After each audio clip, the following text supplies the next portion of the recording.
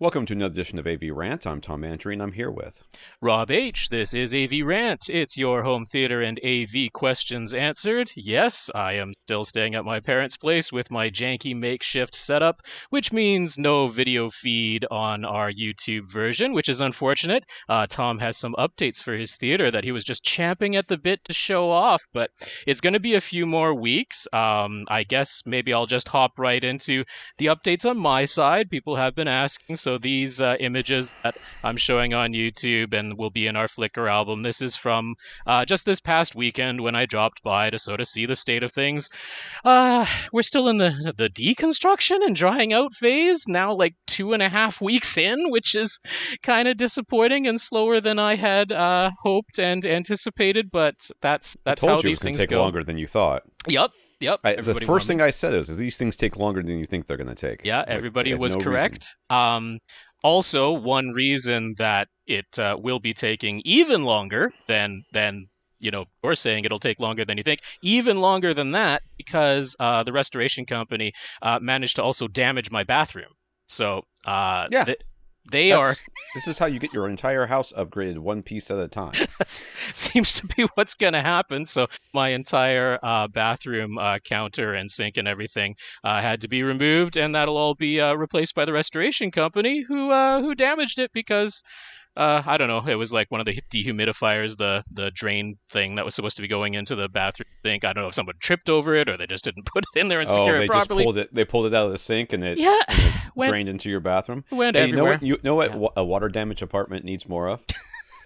Water. I mean, at least this was dehumidifier water and not drain water, so it wasn't stinky. But there you go. So that's been my update. I have no idea how to even estimate how much longer this is going to be. I'm like preparing myself for 2 more months because Lord only knows. That's not an unreasonable time frame. It's not outlandish. It could be that. Actual reconstruction. You remember how long my house was? I mean, I know it didn't feel like that long to you, but for me, I mean, we stayed in an Airbnb for multiple months, and that was just during the tear down reconstruction. There was other things going on. Yeah. For months before and after. Yeah. Good times. So. Well, I'm not the only one with updates to my theater room. What happened over in Tom's neck of the woods? Right. So I finally broke down and painted my home theater gray. You can't see it. I guess Rob's going to show you some pictures that I sent him. Yeah, just the ones you texted to me. Those will be up on YouTube and on Flickr. My son was up there about to watch something on something. He wanted to watch The Dragon Prince, which I watched a couple of episodes of and seems really good. Mm-hmm. So I might watch that. If you're wondering what's in the window, that's a weight that keeps the like a 2-pound like hand weight that my mom used to use and she doesn't use anymore. And I throw that in the windowsill to keep the blackout curtains like flush. Yep. But now that I've painted, I can actually put Velcro up there. But yes, I painted it gray. I took my own advice or our own advice, and went with the family from Gray Screen. So if you look up, this is Sherwin-Williams as the brand. Yeah, the Gray Screen family of neutral gray paints. But you went a darker shade than Screen, which is the lightest of that family. So I went in there. I said, "Which one's Gray Screen?" And he showed me. I said, "Okay." And I said, "And this whole line here is it, right?" He's like, "Yes." And I said to my wife, "I said we got to pick one of these in this line." And she said, "Why?" I said, "I'm not going to explain it to you right now. Take my word for it. If it were up to me, I'd pick this one." I pointed at the one that was one off the bottom. Oh, okay. So the bottom was like almost like crazy. You're talking on the dark side. Okay. Yeah. Yeah. So the top was the lightest, the bottom was So I picked one that was one off the bottom, which I thought there was a 10% chance she'd go okay onto that one. Well, and she says, "Well, I'd pick one of these other two," and it was the two up from that, and I picked the lower. I said, "Okay, fine." I grabbed the lower of those two, which was a color called Software, which is, I would call it a medium gray. It's not dark. It's not super duper dark. It actually looks really nice in here.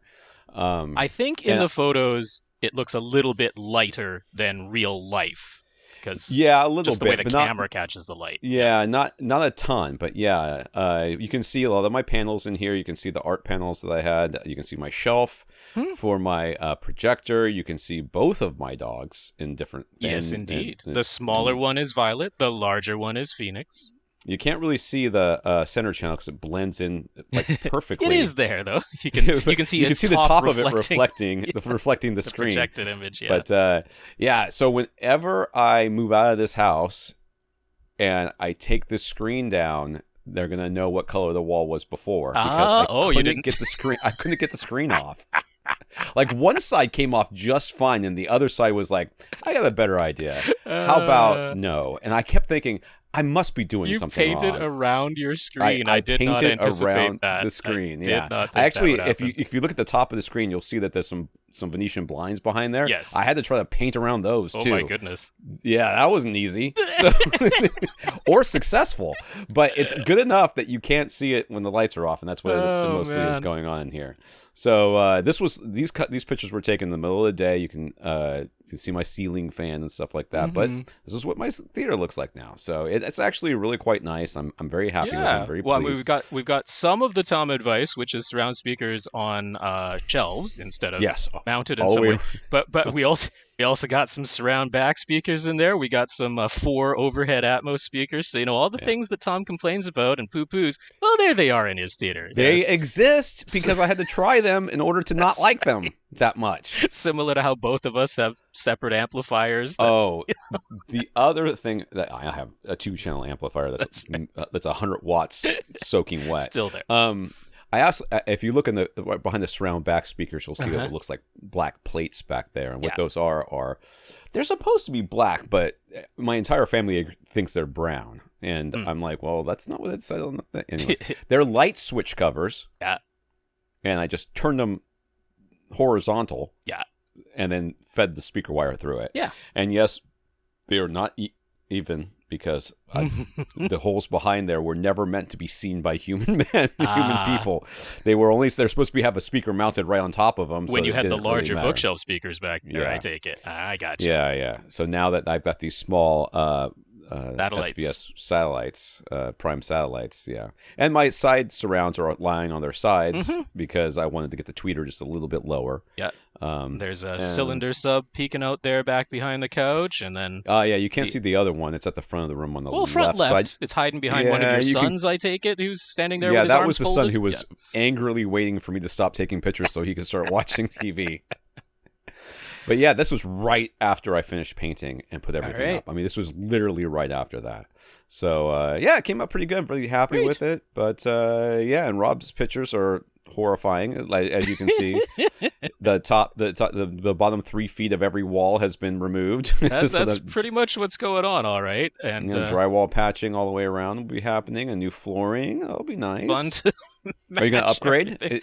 You're renting or you own? Oh, I own. So So you're going to upgrade the flooring? I mean, if they're taking out most of it, you might as well get something better than laminate. Yeah, I'm almost certainly going to go with vinyl plank in there on the advice of pretty much everybody who's ever lived in a high rise.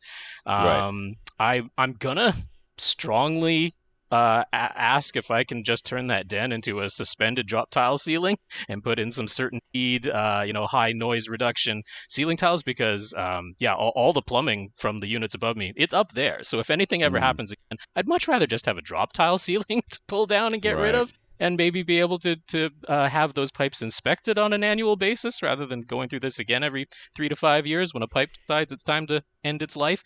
So that's been our updates. You've seen our theaters now in the states that they are today. That's right. Mine got better and Rob's got worse. We have did. a conservation of niceness going on.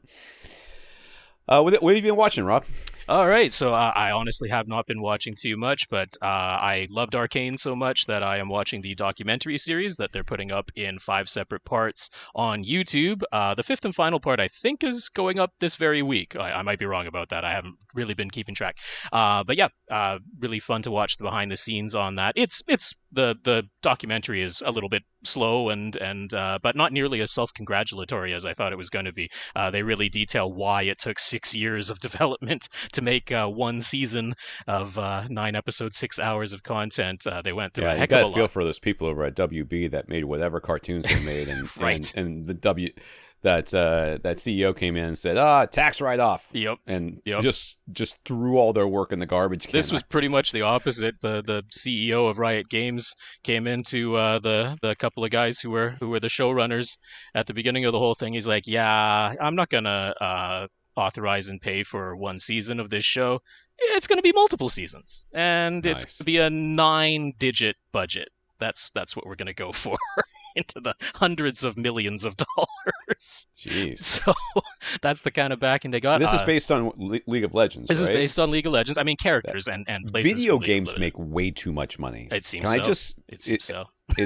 It's nuts. But honestly, as they detail in the documentary, it turns out producing and making and then airing a television show is kind of difficult, and it actually really helps to have people who have done it before to guide you as you go along. So they detail the people that they brought in, the experienced writers, the experienced producers, production heads that they brought in, who really turned the whole thing around. So people over there at Riot Games had the initial idea and vision, came up with the plot, but then to actually make the thing, they brought in some people with experience, and it was very, very beneficial. So yeah, enjoyed that. And then other than that, I've just been keeping up with BattleBots. They're doing a bracket tournament, which is always fun, and that's something that is very easy to tune into and not have to worry about too much. My parents record BattleBots specifically, so whenever we come over, however rare that is these days, right, we all have something to watch, because everybody will sit down and watch BattleBots. Yeah. Like nobody ever goes, I don't want to watch BattleBots. I mean, right. Yeah, everybody's going to watch. You can't be too upset with that.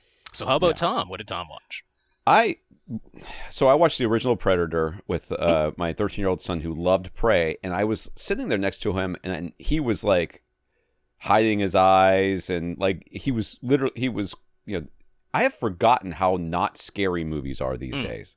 Like no movie, like very few movies are scary. It's just jump scares for the most part. Mm-hmm. Jordan Peele maybe being the exception. There's a couple other movies that have come out, but Predator was genuinely, very tense, and it was interesting to see, because the language stuff doesn't bother me with my kids. They've heard worse, and the violence.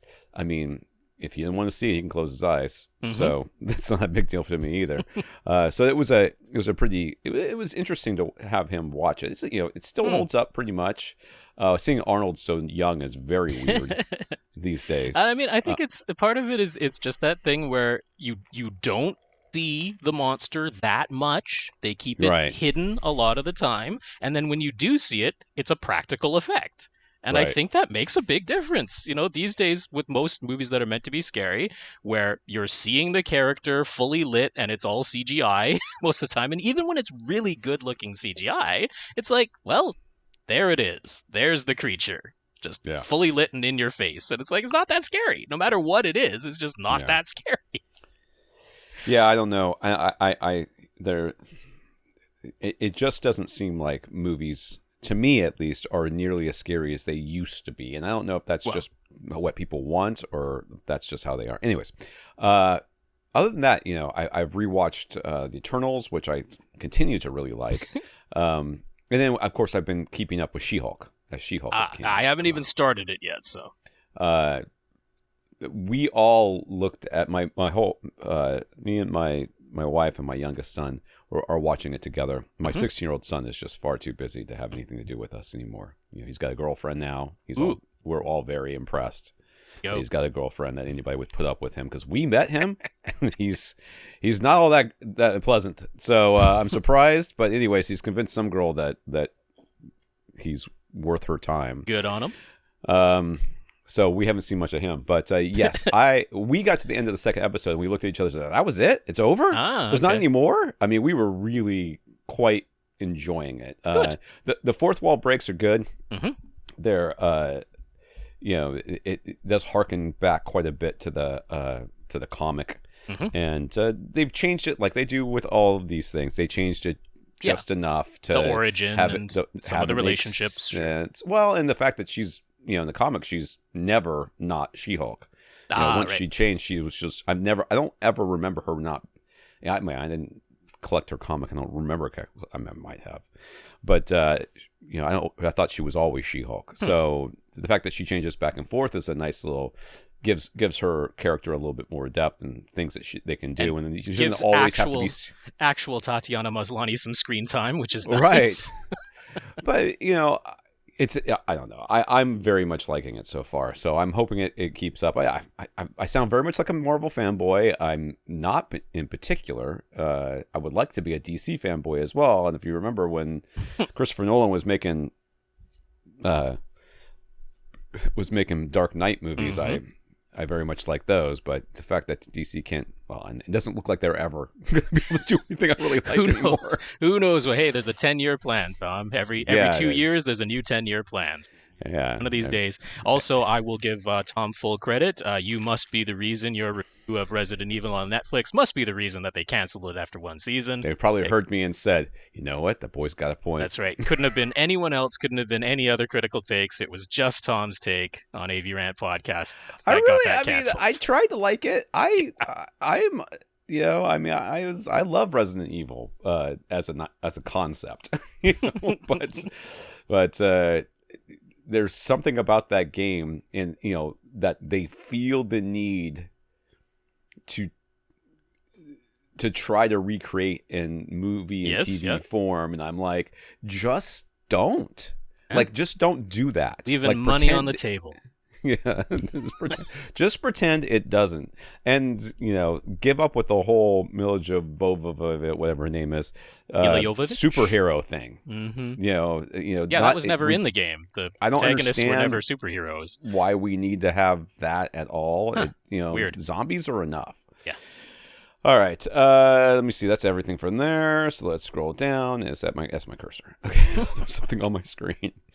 All right, this is AVRant that answers your home theater and AV questions. To get your questions answered, all you have to do is ask. You ask by emailing us at question@avrant.com.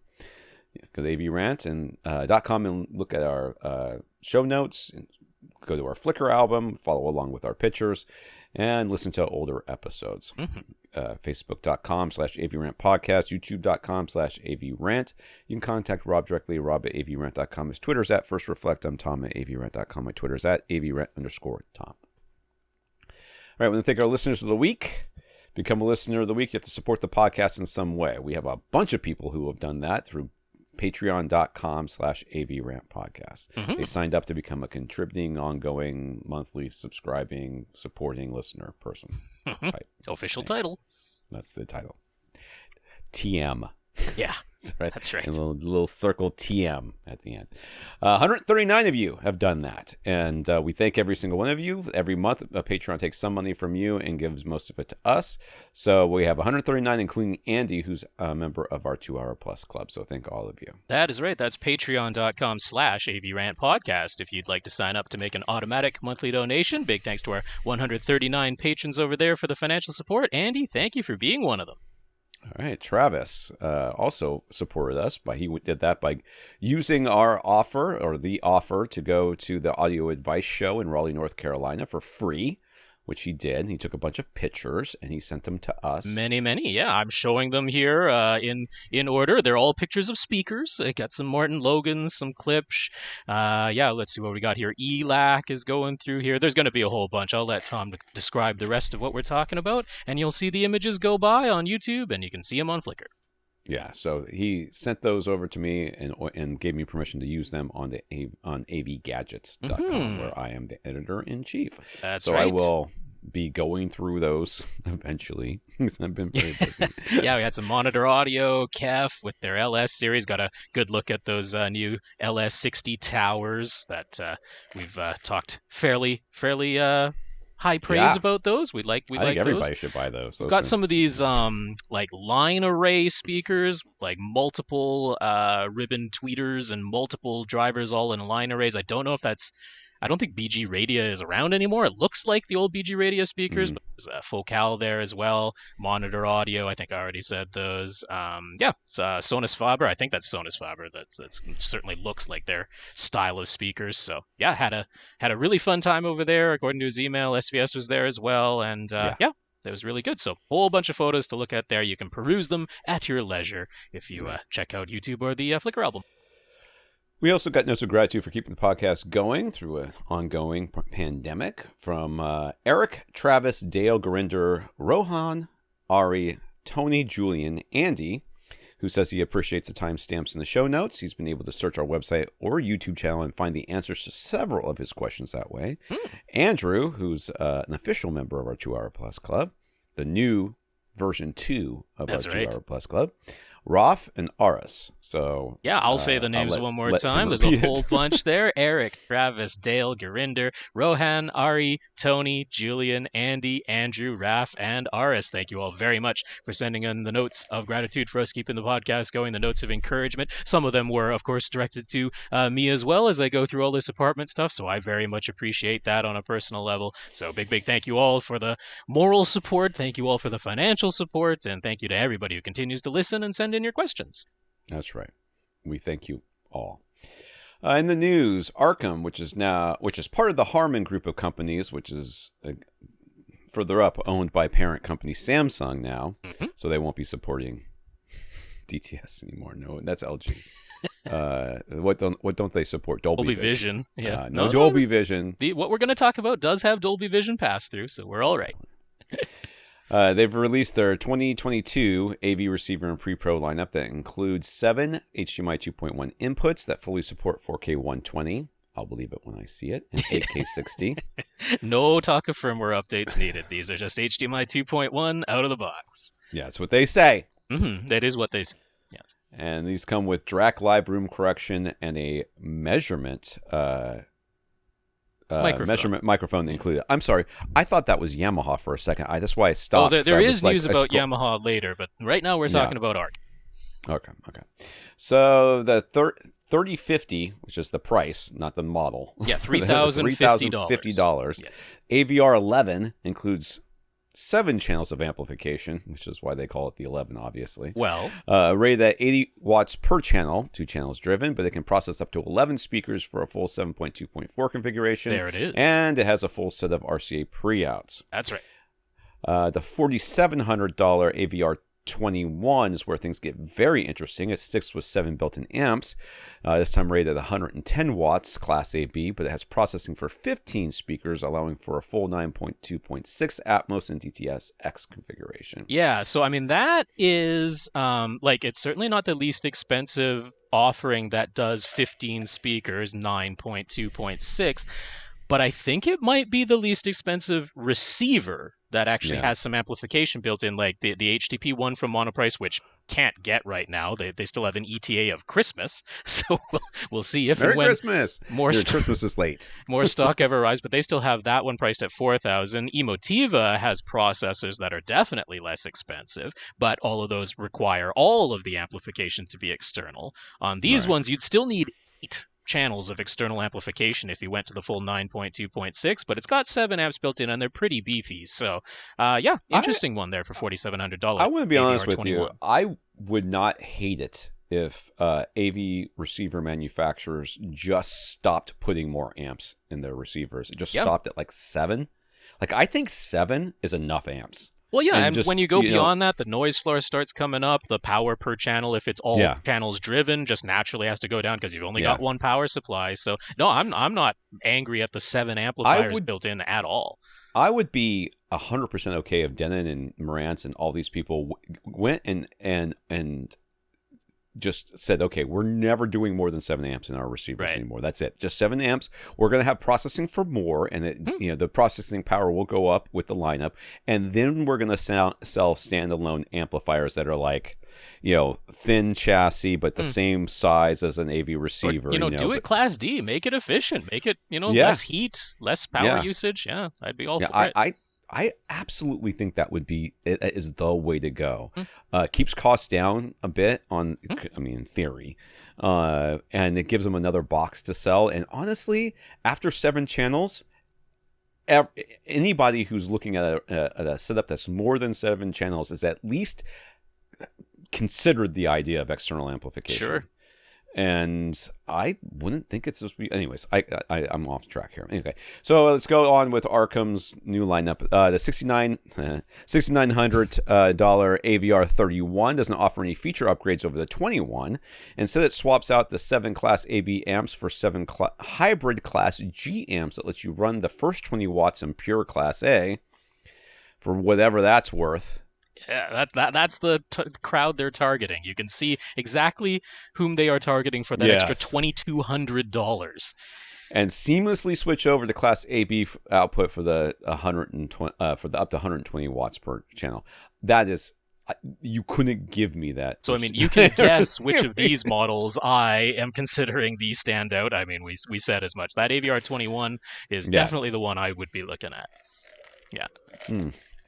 And then, ironically, the $5,250 or $5,200 and $5,250. That's the way to say it. Yes, that's the way to say it. I got it. AVR 41. No, this one's just AV. This one has no R because this one is not a receiver. Yes, got to be careful. Okay, there we go. Yeah, I got confused there for a second. I was like, oh, we're going up in numbers, but it's going down in price. Yeah, there we go. Okay. Yeah.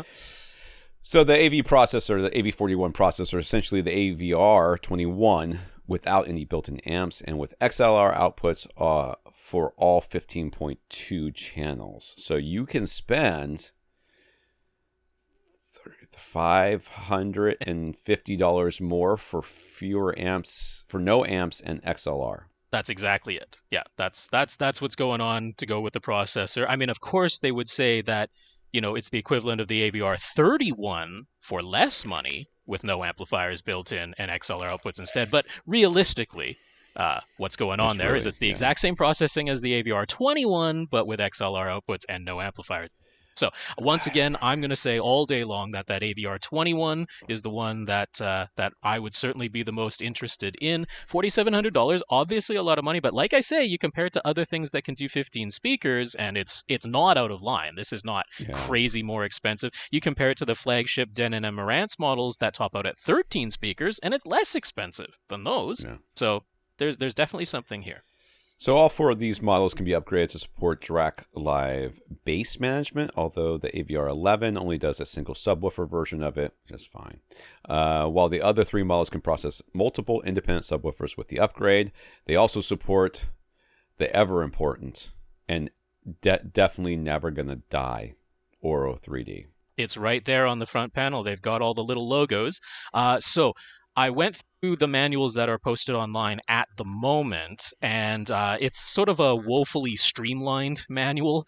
Didn't give a ton of detail. I didn't see any specific mention of front wides. They don't actually have the words front wides anywhere in the manual that I could find, but they do talk about 9.2.6, so clearly that would be utilizing front wides in a 9 floor level speaker configuration. Also, no mention of any form of curves of equal loudness. Dirac does not, have curves of equal loudness built in by default. I didn't see any mention of Arcam rolling their own version of curves of equal loudness. That doesn't mean it isn't there. It just wasn't mentioned in the manual that I could see. So those were the couple of things that stood out as sort of missing omissions.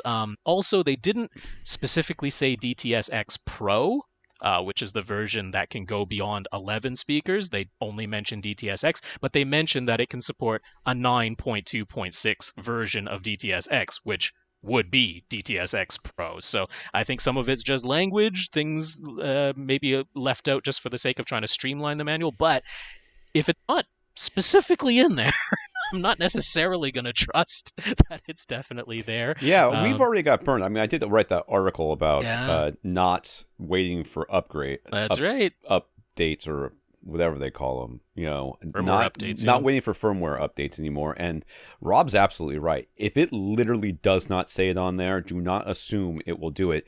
I think everybody who owns an LG thought that.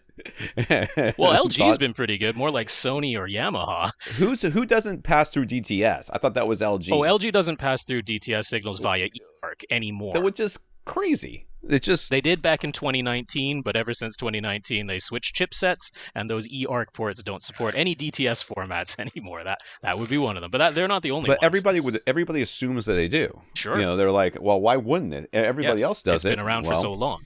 Yeah. All right. Okay, Sony. Sony will raise the price of the PS5 starting if you hasn't already. Like the minute that somebody announces that they're going to raise the prices, you can bet your bottom dollar that resellers are like, oh, raise them. Yes, in Canada, the prices have already gone up. I can confirm that. Is September 15th is like the official date, but it's probably happened already. So in Japan, China, Australia, Mexico, and Canada, European Union, and the UK, but not in the US. They say it's due to inflation, currency fluctuations, and supply constraints. The price increases are not huge. In Canada, for example, they've gone up $20 for both the digital edition and the disc edition compared to the launch prices. Sony also announced a new DualSense Edge customizable controller as an answer to Xbox Elite's controller. No price or release date yet, though, so that's probably be cheap. For their part, Microsoft issued a statement saying they don't have any plans to raise Xbox Series S or X prices right now, which is a good way of saying, wait, we can raise prices. We can. Right.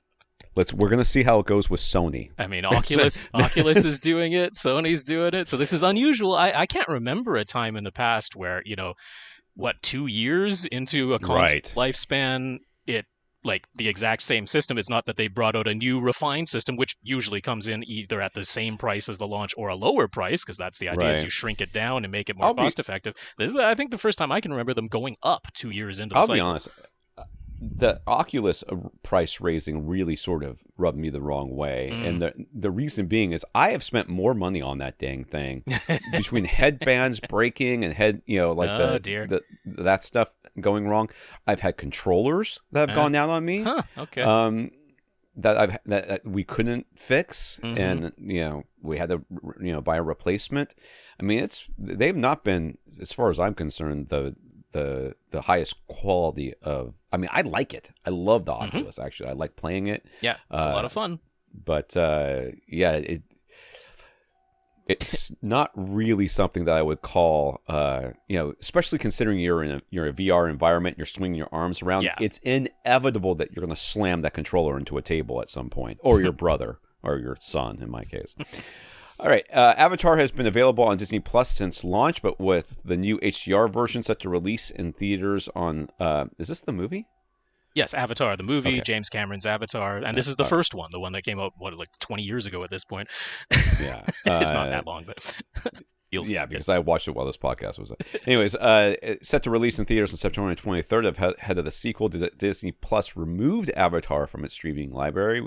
We would assume it will return, hopefully in 4K HDR format, after the theatrical run has ended. So because it's going to be in the theaters, they took it off the streaming service, which I that's honestly a thing never would have known, because I have no desire to ever see that movie. But that's a thing that when Disney Plus launched, now of course they had a different CEO back then, and they said once something is on Disney Plus, it will not come off of Disney Plus. There's no more putting movies back in the vault and waiting several years for another anniversary to come around to release them like they did with physical media all those years. That was sort of a pledge that they made at the time that Disney Plus launched. But new CEO, new people behind the scenes, they're like, hey, maybe we can get a little bit more money. So yeah, we can see how the rules are changing. And that's it. I mean, the sequel's coming out. People are going to be like, oh, hey, let's go over to Disney Plus, watch the first one before we go out to the movie theater.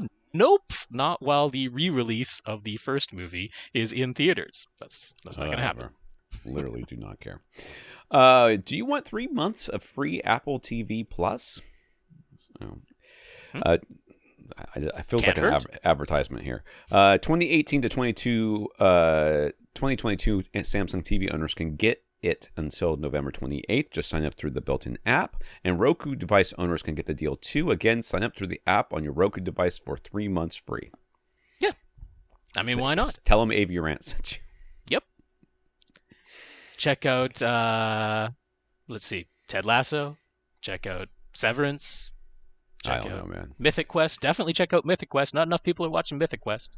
There was when we watched Ted Lasso, and I had no desire to see anything else. We tried to watch a couple other things on there. Like I said, I tried Severance. It was I liked it, but there's something about the format, how long it was each episode. It just wasn't. I just couldn't sit through it.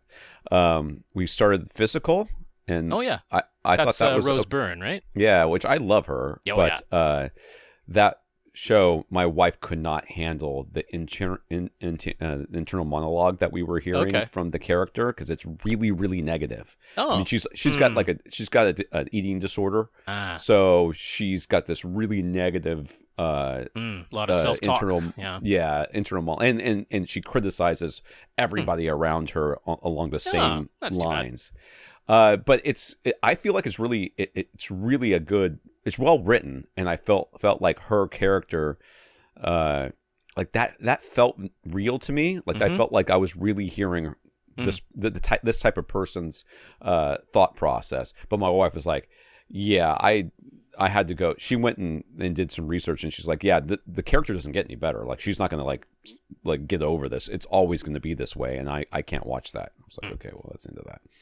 And then of course I watched 1 or 2 3 episodes of Mythic Quest. The Isaac Asimov one. Yeah. Foundation. Foundation, yes. And I gave up on that too. So whatever.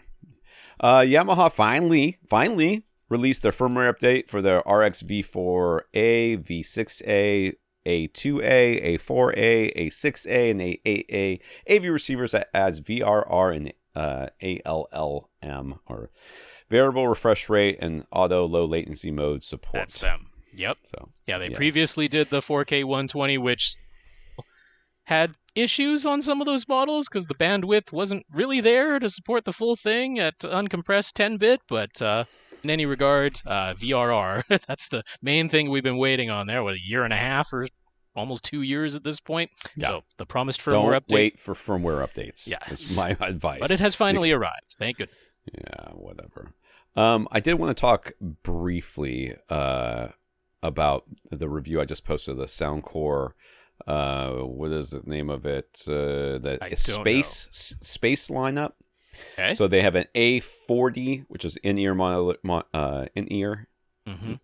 and Q45, which are all I would call them over-ear. Okay. Over-ear Bluetooth wireless active noise canceling headphones. Okay. The A40s, which are the in-ear ones, are $100.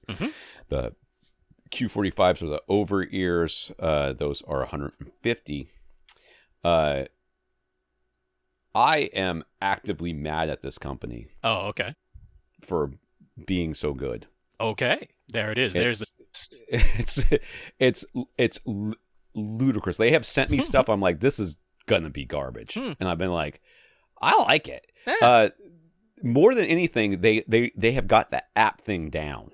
Oh, right. Nice. So like you have the app control, and app control has been like not great on almost every single. Like I've got like 4 or 5 different apps that control different headphones, and it's universally, except for Soundcore, just crappy. They have got like auto, and they actually have this thing called Hear ID or Hearing ID. I can't remember the name of it, where you go into a quiet room and you put the headphones on, and then it'll tune the headphones based on how well it fits in your ear and stuff like that. I didn't love that, but it's available. They have manual EQ. They have a bunch of presets, and they actually show you a line that shows you what the preset is doing. Okay. It's not just like jazz. Right. It's like, this is jazz and this is what it's doing, and this is, whatever. The only one they don't show you is the Soundcore one, which I am convinced is just flat.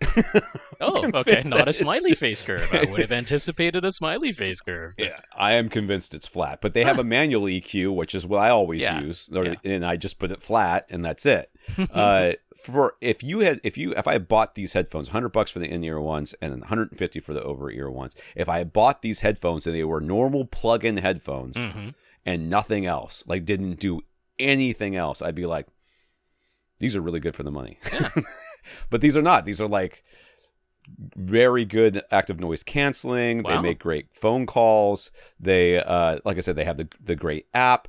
You can customize most of the controls on there. That over ear ones are a little bit more set in stone as far as because they have a lot of buttons. But the capacitance touch thing, like they actually got rid of like the preset skip back button, or skip back control, and I'm like, well, that's kind of annoying because I often, and I thought about it, I'm like, I never skip back anymore. I mean, because I'm always listening to streaming, and I'm too cheap to pay for anything. Can you like swipe or something to skip back? You can actually change the controls so that you can skip back if you want to. Gotcha. But like it doesn't default to that. But there's always a skip forward. And on the in-ear ones, they got rid of the triple tap, which is great because I always want to use the triple tap, and it's the hardest one because tapping those things twice, that's doable. Tapping them 3 times, the things move around and you start bouncing them out of your ear and stuff. So I mean, for the price, these are my go-to recommendation going forward. So my friend Sony's who is on notice. Yeah, my friend who is I think I mentioned last week. She's staying with us during the week while she's going through some cancer stuff, treatments. She was asking about noise canceling headphones, and I said I have a whole bunch of them, but they're all in-ear monitors, right? And she's like, "Oh, I can't put anything in my ear." Right. I'm like, fine. So I sent her. She's off at her treatment right now, and she came in yesterday, and I gave her the headphones and set them up on her phone, got their app downloaded and everything, which is a little pain. You have to sign up for an account.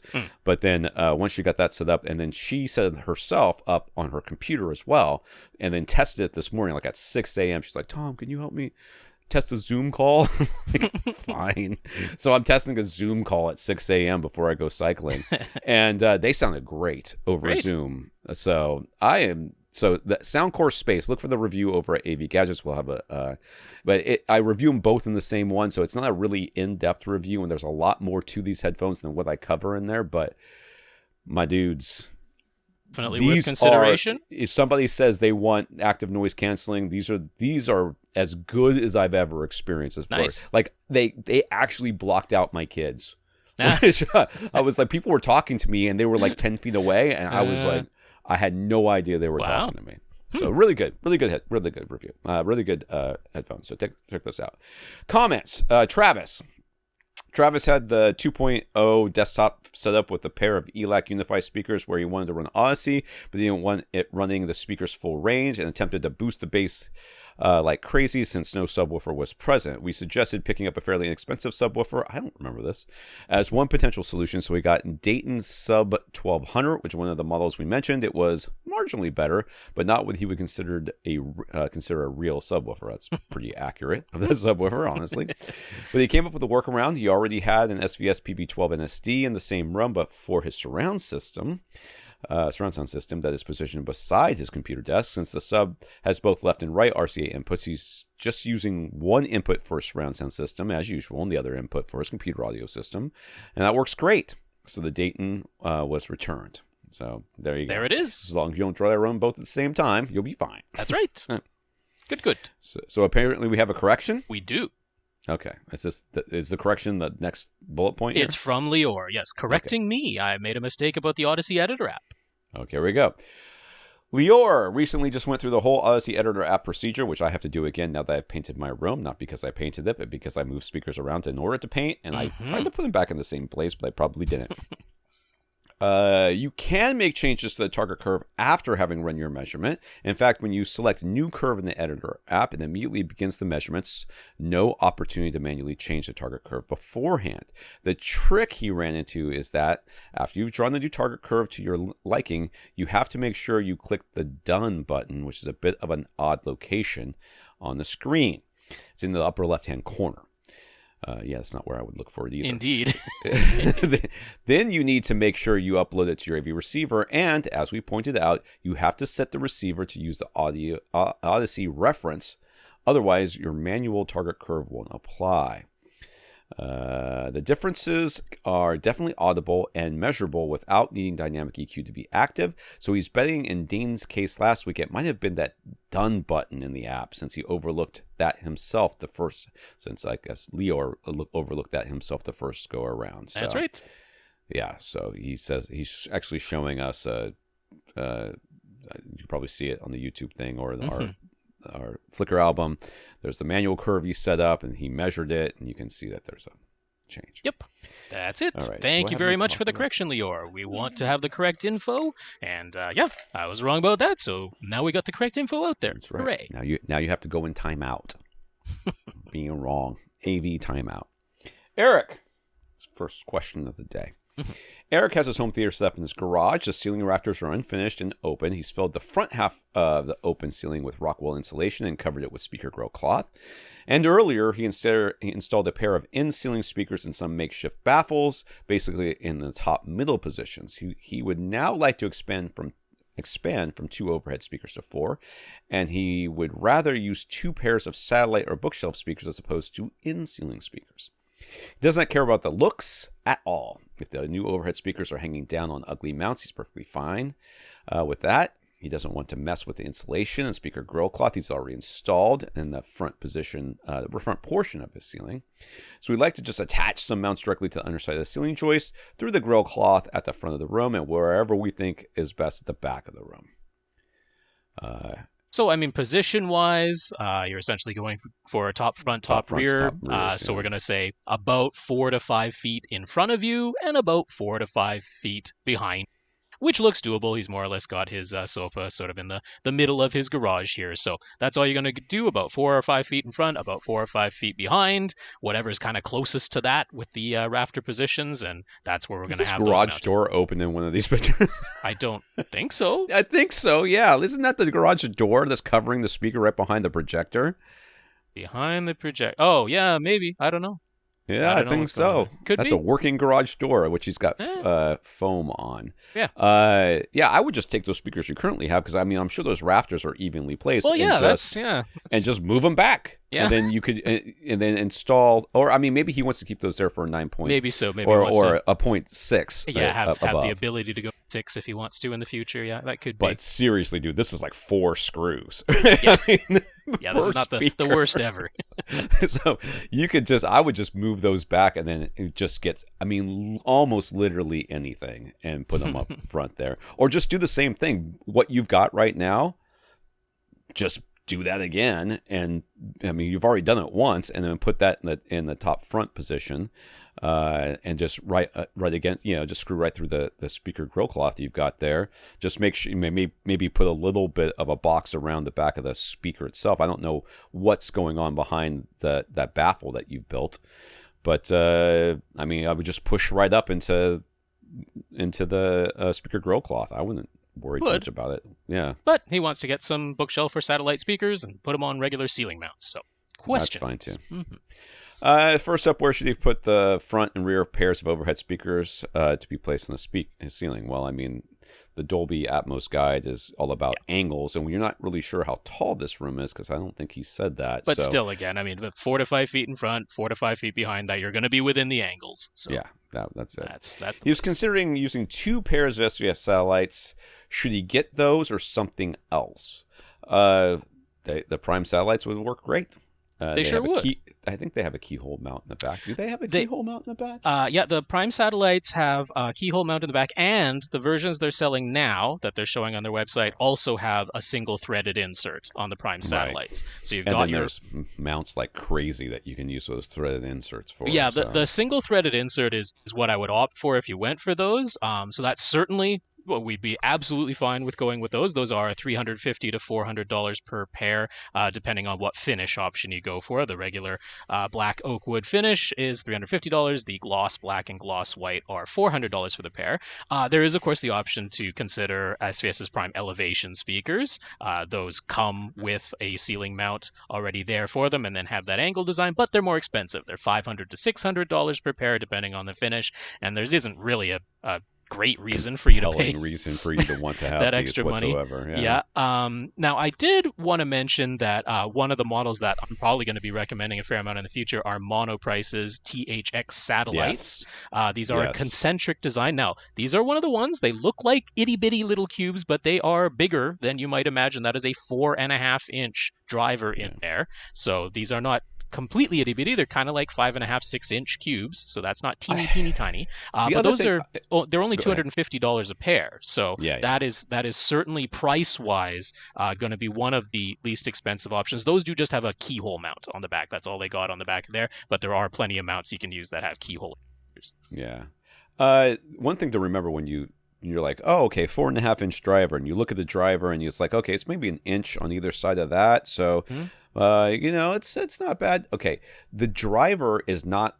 They don't measure the surround necessarily. It's actually the driver material. So the surround around it and some of that frame around that is not part of the 4.5-inch measurement. So so it's not only bigger than you think it is. You're not thinking it's as big as it actually. I mean, on top of that, you are wrong about the size of the driver as well. So it is. It's a little bit. It's more than just how it looks with no background, no frame of reference. It's actually bigger than the tape measure that you took out. No, it's like that it was like a 6-inch cube for those THX satellites. But I'm definitely going to be suggesting those in the future to somebody. I have no question of that. If you just want to get the very lowest price possible on something that could work, Cambridge has little audio Minx Min 12. They go for $100 each, so that'd be the least expensive of the ones we mentioned. Those only be $200 a pair. Those are a single driver speaker. It's a 3.5-inch driver. There's no separate tweeter and woofer. No bass to speak of. Even they claim in their specs 150 hertz is the low end extension, and that's probably even a little bit optimistic. These are almost like computer laptop speakers that we're talking about. But for Atmos purposes, would almost certainly be fine. And those have their own little mount, swivel mount that is available for them for $30 for the pair. So that is another option that you could do with those. No, for $25 extra a pop, I'd go with those Monoprices all day long. Yes, I was with you. I mean, especially since they're like THX certified, but they're only for like small rooms or whatever it is. But they are 5 feet away from you. I mean, it's by definition a small room.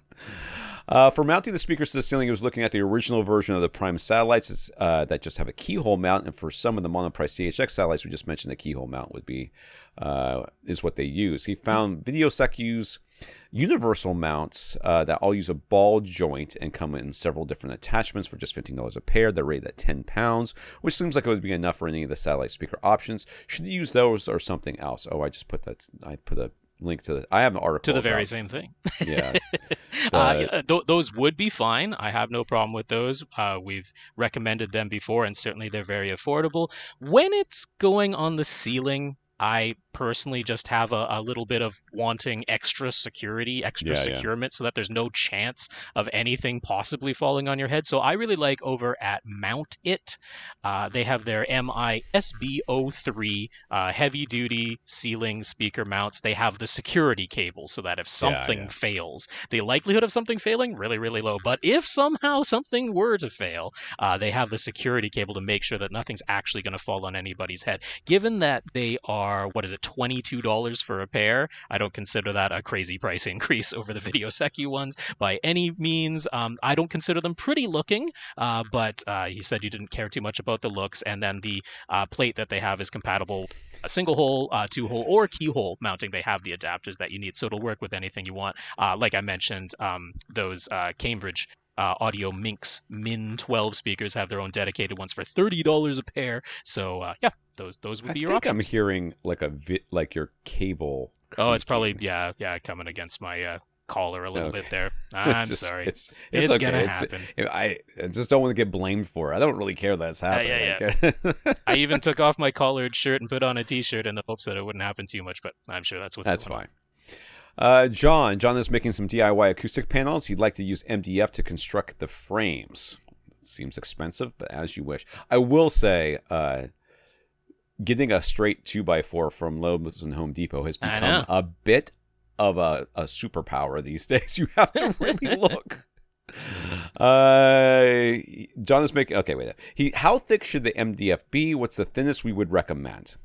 I mean, these things are so light. I mean, it doesn't, as long as you can get a screw through it and to the other side. I mean, I wouldn't want it to be able to actually flex because you're gonna be wrapping fabric around it, so you want it to hold its shape at least when the fabric is pulled somewhat taut.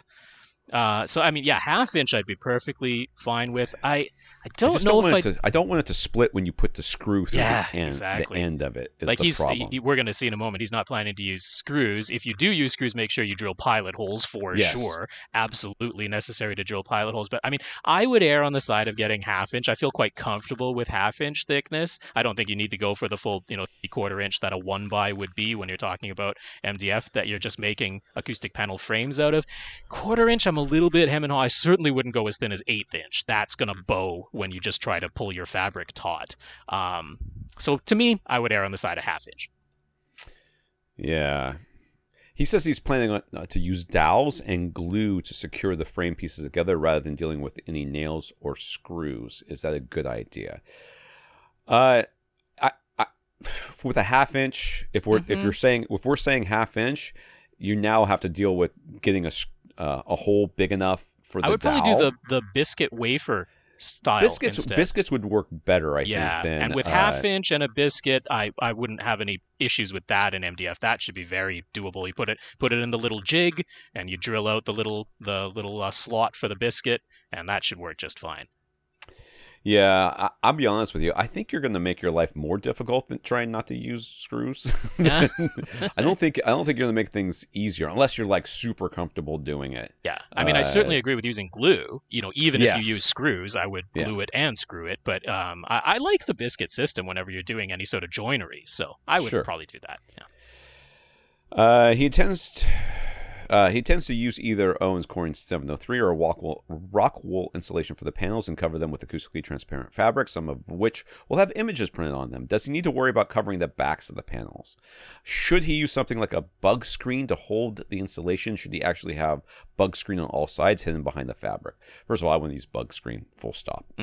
But you could use cotton batting, and that's very cheap, and it's basically... And the idea here, first of all, do you have to use something behind them? The answer is 100,000% no. Okay? You do not have to. Do not have to.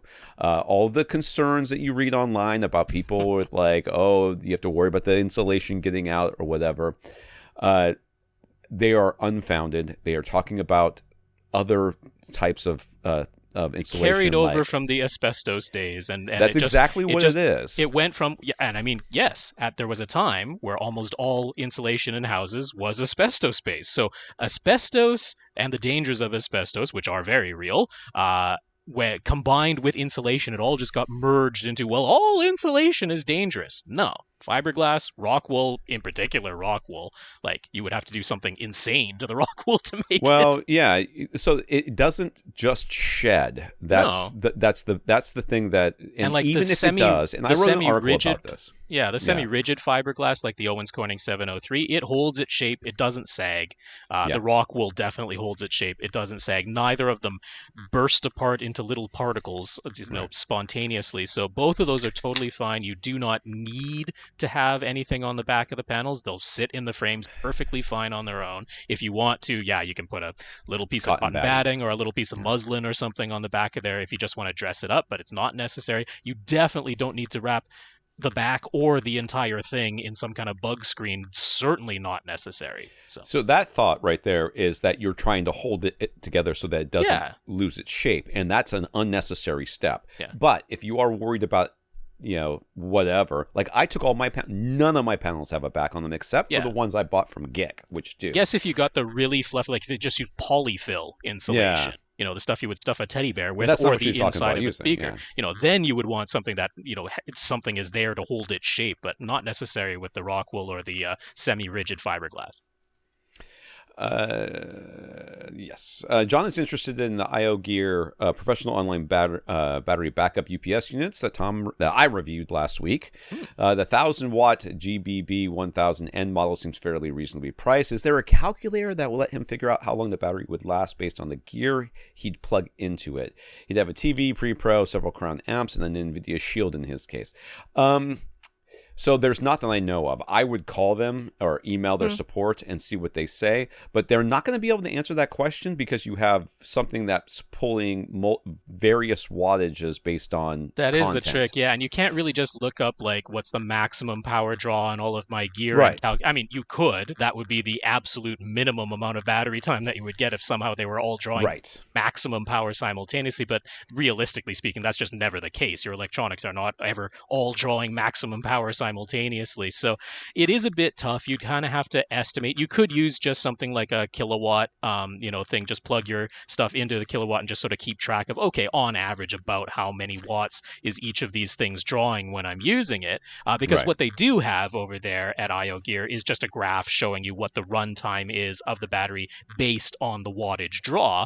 So, I mean, even if you're using the entire 1000 watt capacity, what's that getting you? About 3-4 minutes according to that graph, just on the battery that's built into the 1000-watt unit. But most of the time, I would say you're probably, what were you were drawing less than 250 watts, weren't you, Tom? Like, oh yeah. Yeah, so I mean, there you're going to be looking at about 20 minutes to half an hour. That, realistically speaking, that's probably how long your system, if you left everything on. If you're talking about just keeping your NVIDIA Shield powered up and you power everything down to standby, that thing's going to run for well over an hour and a half. It's not going to be any problem. The real idea behind the battery backup is twofold. One, it allows you, if the power goes out and you're using your system, it allows you to shut everything down in a safe manner. Yeah, and if you're playing a game or something streaming on your NVIDIA Shield, you can power it down properly without any of the memory issues that you might run into from just a sudden power outage.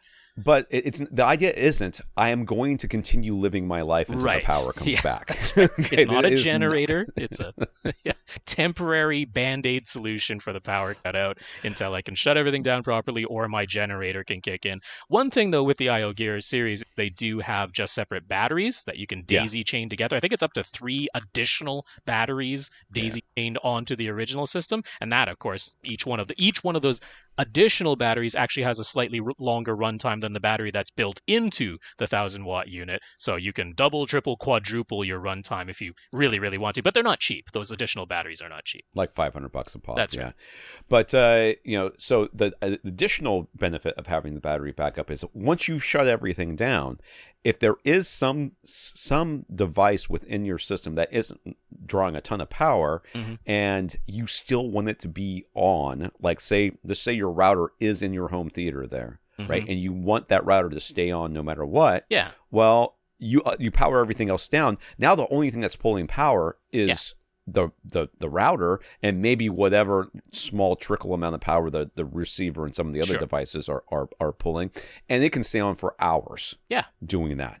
And that's a benefit. Like you don't need your battery backup to stay on for 2 or 3, 4 hours. What you need it to do is give you enough time when you're using your system to get out of using your system before it runs out of power. That's all it's really there for. Because once that happens, once you got everything shut down, you're pulling almost nothing. I think when my system is by itself just doing its stuff, I'm pulling like 4%. Or whatever. There's a number up there that says 4 that it'll go up to just in standby. So I mean, it's gonna last forever. So,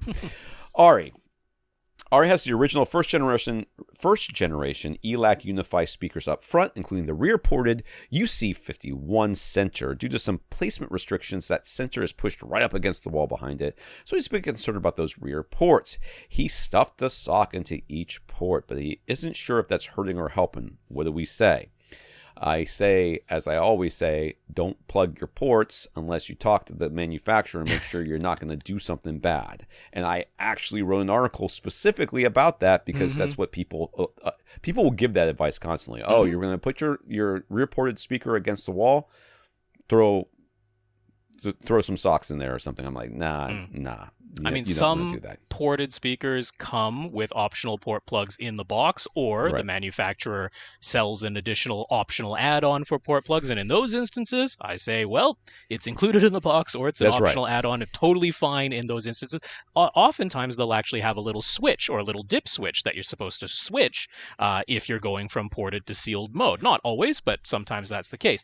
But if it's a speaker that was just ported, it came in the box ported, it didn't have any included optional port plugs, and they don't sell any optional port plugs for that unit, I would leave the port plugs open. I wouldn't stuff socks into them. And you do not need very much clearance at all from the rear wall. I mean, honestly, they're going to say they want 3 inches minimum, which you can probably do, but even if you can't, like a single inch is enough for it to function just fine. My so side I wouldn't worry surrounds about it. barely have an inch, if That's right. that. And they have a little rear port. And they have a little rear port. And never once, and this is a thing that always baffles me about this particular concern, is you can literally do nothing. You could just leave, you could put the speaker against the wall and listen and say, it doesn't sound bad, right. So I guess I'm not going to do anything. Yeah. I mean, when you just take the socks out, leave it the way it is, and just listen. I mean, I would rerun Audyssey because you're changing. Yeah, I mean, if you play a sweep and you're like, oh, I do hear in the mid bass and the bass that it right. got noticeably louder, like that's not unexpected. We would expect that from being that much closer to the boundary, but your EQ can take care of that. Yeah. He says, should he buy the second generation ELAC Unify 2.0 UC52 center speaker? They switched it to be a front ported design, so would that be worth it? And would it timbre match his Gen 1 left and right speakers? There's no world in which I'm going to tell you to buy a different center channel just because of where the port is. I'm sorry. No, I mean, do what we're saying. Take the socks out, put the speaker back in there, leave 1 inch if you can. I'm pretty darn. I mean, it's got a little bit of wiggle room just for the speaker wire to get to the back of it, so it can't literally be pressed against the back wall. So just whatever amount of space you need for the speaker wire to physically fit is going to be fine. Give it a listen. We don't envision any world where it's actually going to be a problem after you've rerun your room correction. If somehow it is, yes, I'll absolutely say that the Generation 2 timbre matches the first generation just fine. So if you were to pick up, let's say you don't have any like Unify speakers and you're buying some used and you're like, oh, could I mix the first generation with the second generation? You absolutely can. No problem with that. But yeah, no, we're not going to tell you to run out and buy the second generation center at all. So the Unify Gen 1 speakers are rated at 4 ohms. Gen 2 is rated at 6 ohms. If we were to use the Gen 2 center with the Gen 1 left and right, would that make a difference in impedance matter? Nope. Not in the slightest. No, absolutely no problem.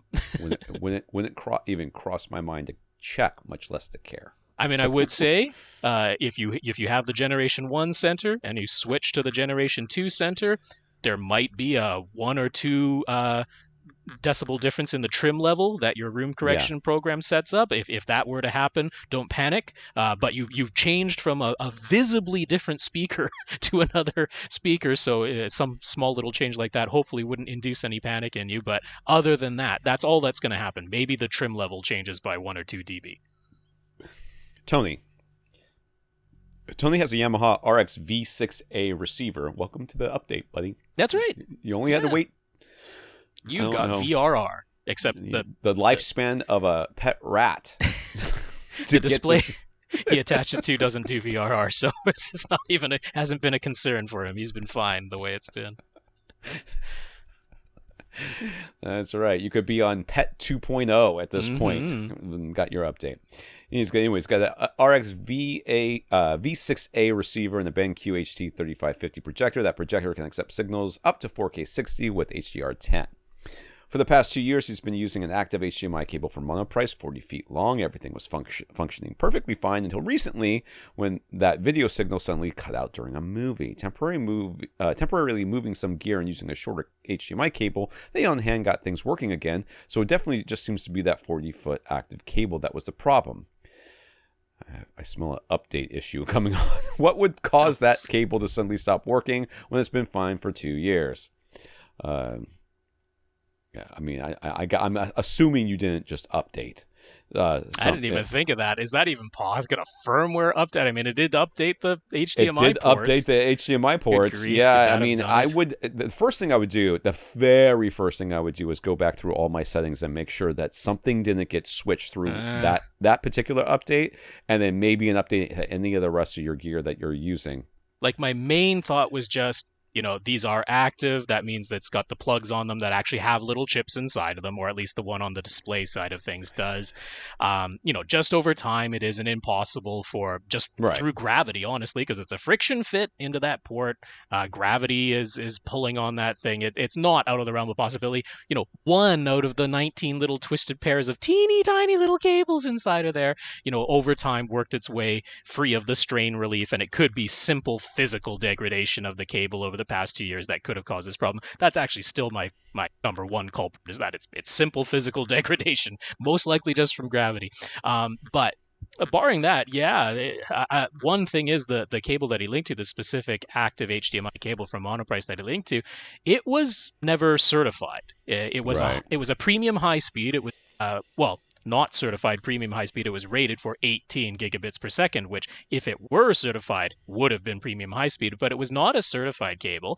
So it makes me wonder if maybe, something in the latest firmware update that did update the HDMI ports of your V6A, if somehow the signal became incompatible with the active chip that's inside of the non-certified HDMI cable. There's no way I would know for sure if that's the case, but I hadn't even considered that until Tom said it. So regardless, what we're going to point you is not crazy expensive. So replacing that HDMI cable is probably where we're going to end up, regardless of what the cause might have been.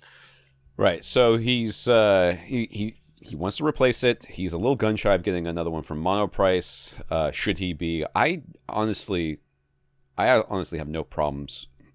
There's plenty of options out there that you can go with. I don't think that you should be gun shy about Monoprice. I mean, I think that this is just things that happen, and worrying about the fact that it came from one company doesn't mean that it's not going to come. The same thing's not going to happen to another. Right. The thing I would say is just make sure. I mean, probably when he bought that cable, there wasn't a whole lot of certified cables that were out there, anyways. Well, I don't think needed in the premium high speed days, I don't think there was a certification program for active or fiber optic HDMI cables. There was no such thing. So, I mean, just get one. Now that there is a program that certifies them, get one that's certified. I think you could get another one from Monoprice and it would be just fine. But there's obviously other options out there now. So I would point you to their Monoprice's certified ultra high speed HDMI cable. Now this one is fiber optic, so if it were just physical degradation, something pulled loose of the strain relief in those 19 little twisted pairs of copper that were still in that active HDMI cable that you had before, switching to a fiber optic would avoid most of that. It's still not impossible for just physical degradation to happen, but with fiber optic, you're not dealing with the 19 teeny tiny little twisted pairs inside. Right. Now, for some weird reason at the moment that we're looking this up, both the 32-foot length and 49-foot length, which there is no length in between, but if a little shorter will do, 32 would be fine. If you need to be 40 feet or longer, 49 will obviously do. They're both priced at exactly the same price of $60 over at Monoprice. For some reason, I'm not sure why there was no price difference between the 32 and the 49-foot lengths, but regardless, $60 for the replacement cable I don't think is too terribly bad, and given that it's fully certified, I feel pretty comfortable recommending that one. If, however, you just want to switch over to something else, just for the feeling of it, Blue Jeans Cable, they have their Series 3 active cables. Now, those are 18 gigabits per second. They are not the 48 gigabits per second ultra high speed. They are the older premium high speed of 18 gigabits per second. Again, not certified because they didn't have a certification for premium high-speed active cables. But Blue Jeans Cables Series 3, they have the exact 40-foot length that you mentioned, but it's $73.75, so it's actually a little bit more expensive than the certified ultra high-speed from Monoprice. But if you just want to get away from the brand, that's not a crazy amount of money more from a very, very reliable company in Blue Jeans Cable. He says, on to a different topic. Let's say you got one of those ultra short throw projectors and it's sitting at the front of your room. Where does the center speaker go? Doesn't the ultra short throw projector basically end up positioned right where you normally put your center speaker? It does. Underneath the center speaker. Underneath the USD projector. Like have the projector sitting on top of your center speaker. That is one option. Yes. So there, you're not wrong. Not at all. It is an issue. And you can't really put the center speaker above the ultra short throw projector because then it would be directly blocking the light path of the ultra short throw projector. So above, unless it's in front of and above. But yes, if you put the center speaker on a stand in front of, so closer to you, the viewer, than the ultra short throw, that is certainly one of the solutions. But this is why some people want ultra short throw screens that are acoustically transparent, so they could put their center speaker behind the screen. There aren't that many ultra short throw ambient light rejecting and acoustically transparent screens, but there are some. IlluminVision does sell some that are micro perforated that would let you do that. The other option is have the center speaker above the screen, because that works just as well as putting it below the screen. There isn't really much reason you can't put your center speaker above your projection screen if you want. But yeah, those are pretty much. Or you could rely on a phantom center. That would be the other solution. Yeah. Hold on, sorry. Let's see here. Julian.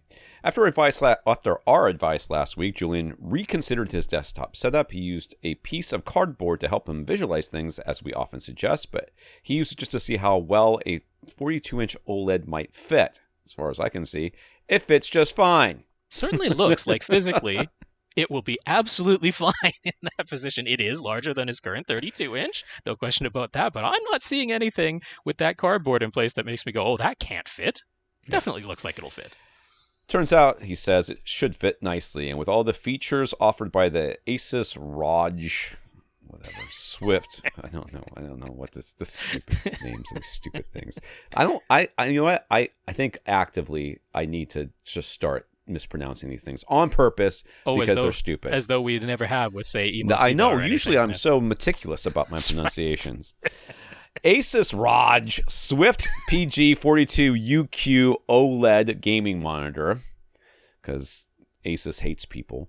He figured it would be near perfect for his desired mix of computer work, movies, and gaming. So, turning his attention back to his audio setup, he's very certain he wants to keep his existing 2.1 system using his KEF LS50 speakers, KEF Unicore subwoofer, and the NAD M33 integrated amp. The NAD has a power amp mode, which was exactly the way we said he needed. Simply turns it into a dumb amplifier to be fed by another processor's pre-out, so that's no issue at all. And this way he can keep all of his tuning and features the way he already has them for stereo content. So he feels pretty certain that the Marantz Slimline NR1711 that we discussed is pretty much the perfect choice. Its front, left, and right pre-outs can feed his NAD, which will then power his KEF LS50 front speakers, and the Marantz can power a center, surrounds, and one pair of overhead speakers for Atmos. He did feel that when he got his NAD and used it with his LS50s for the first time, the extra power of the NAD greatly benefited the sound. These are speakers that are literally within, he can reach them from his seat. Yeah. So, I mean, this is a bit of misattribution. I do not in any way, disagree that you heard a difference, but attributing it to simply more amplifier power is, mathematically speaking, not the case.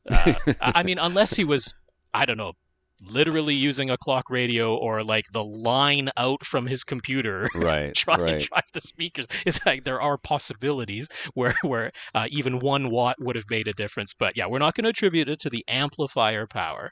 But this which should give you a little bit of a hint as to how we're going to answer the next question. Yes. But there are other things in that NAD, in particular Dirac, where yes, if you heard a difference, that is not a shock. Right. He assumes that we will say the Marantz has plenty of power to handle the center, surrounds, and overheads of his desktop setup, but just to double check, will its 50 watts per channel really be enough? Would he maybe benefit from getting a NAD He really likes NADs. He does. T758 V3i AV receiver instead. I am never going to recommend anybody get a AV receiver that has a lowercase I in its name someplace. It's never going to happen.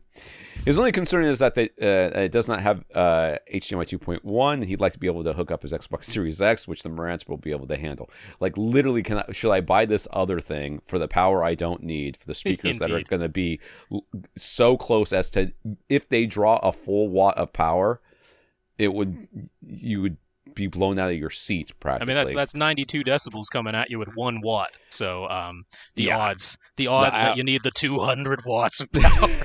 just so you have power you won't use, and it will not allow you to do the things you want to do with the Xbox Series X. The only thing I would say no. I'm going to say no to that NAD. We're going to say that we're going to stick with the Marantz Slimline, which will aesthetically and everything fit nicer as well. The only thing I would say is that, if you were to switch to the NAD surround sound receiver, you could do away with the M33 because then it would have the same Dirac system that you're already used to. You would have to go through all your settings again, but that would allow you to do that on that front and get away from having this separate setup. But he seems to really want to keep that integrated amp setup. So in that case, we're going to say go with the Marantz Slimline. And yeah, you need at a maximum, 20 watts of power. 20 watts of power would get you to full reference volume in this desktop setup. And it'll deliver 20 watts of power. Not a problem. Regarding his speaker choices for the center, surrounds, and overheads in this lounge, he first of all, I have no idea why you even need a center channel. This is going to be one chair. This is going to be one of the things that we're going to talk about. Yeah, you can definitely use a phantom center, but it is one chair, That's right. And you are sitting directly between the two speakers. Yep. In the world of people who don't need a center channel, you are king. You rule with an iron fist. You have a moat around your castle, and no one can enter. You are the king of the phantom centers. Okay. In this lounge, he has another pair of KEF LS50 front speakers, and he added a pair of KEF T-Series T101 super flat speakers as front heights. He thinks that setup sounds great. So he figured he'd just get more T101 speakers to complete his desktop setup.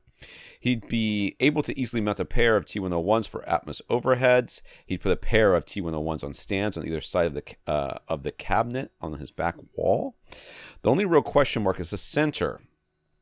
He mentioned last week how he has another LS50 on hand, but physically it would be easier to fit a super flat T101 center or even a larger T301 center. What do we think is the right way to go?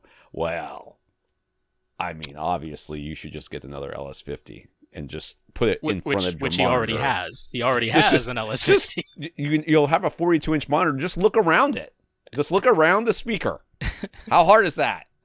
You don't need a center channel, like full stop. Yeah, I wouldn't buy one. You really don't. But given that he already has the LS50 on hand, if you were, that's the one I would use. Now, sticking with the brand of KEF, going from the LS50s to the T series, that is not a timbre match. I realize they're all KEF. Now, you said using them as overheads sounds great. I'm like, yeah, because overhead speakers get so little information that just about anything that can play the sounds in any form is going to be fine for your overheads. I will also say that if the super flat T series on either side of your cabinet on your back wall just fits and looks nice, I got no beef with using them as your surrounds. I don't think they're going to be a perfect timbre match, but I've got no beef using them as your surrounds. I've got less than no beef using them as your overheads.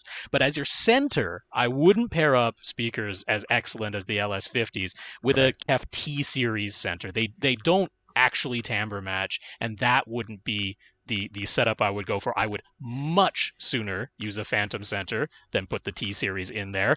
I would say that putting the T-Series center in there is a downgrade in your sound quality, and sticking with the Phantom center is going to keep that timbre as perfect across your front speakers with your single seating position as anything could. But if you insist on having a center speaker, I'd take that extra LS50 that you have on hand, and I would use that for sure. Yeah. And I wouldn't do any of those things. You'd go Phantom center. I'm saying that too. I agree. I know. Andy. At the moment, Andy has Focal Super Birds as surround. What did I have? I had birds, little birds. You had little birds, didn't you? Didn't you go little, or you went birds? You went full size birds. I think I had birds. I think Super you had full size birds are even bigger, right? Super birds were even bigger. They were the sort of flat, oblong shaped ones. Yeah. Okay. Andy has Focal Super Birds as surrounds and Focal Birds as surround backs. They were easy enough to mount on the walls, but they do still protrude somewhat, not just somewhat, and they are. And his wife has said that she would prefer speakers that are flush with the wall. Andy is fine with making that change, especially if it'll make his wife happier.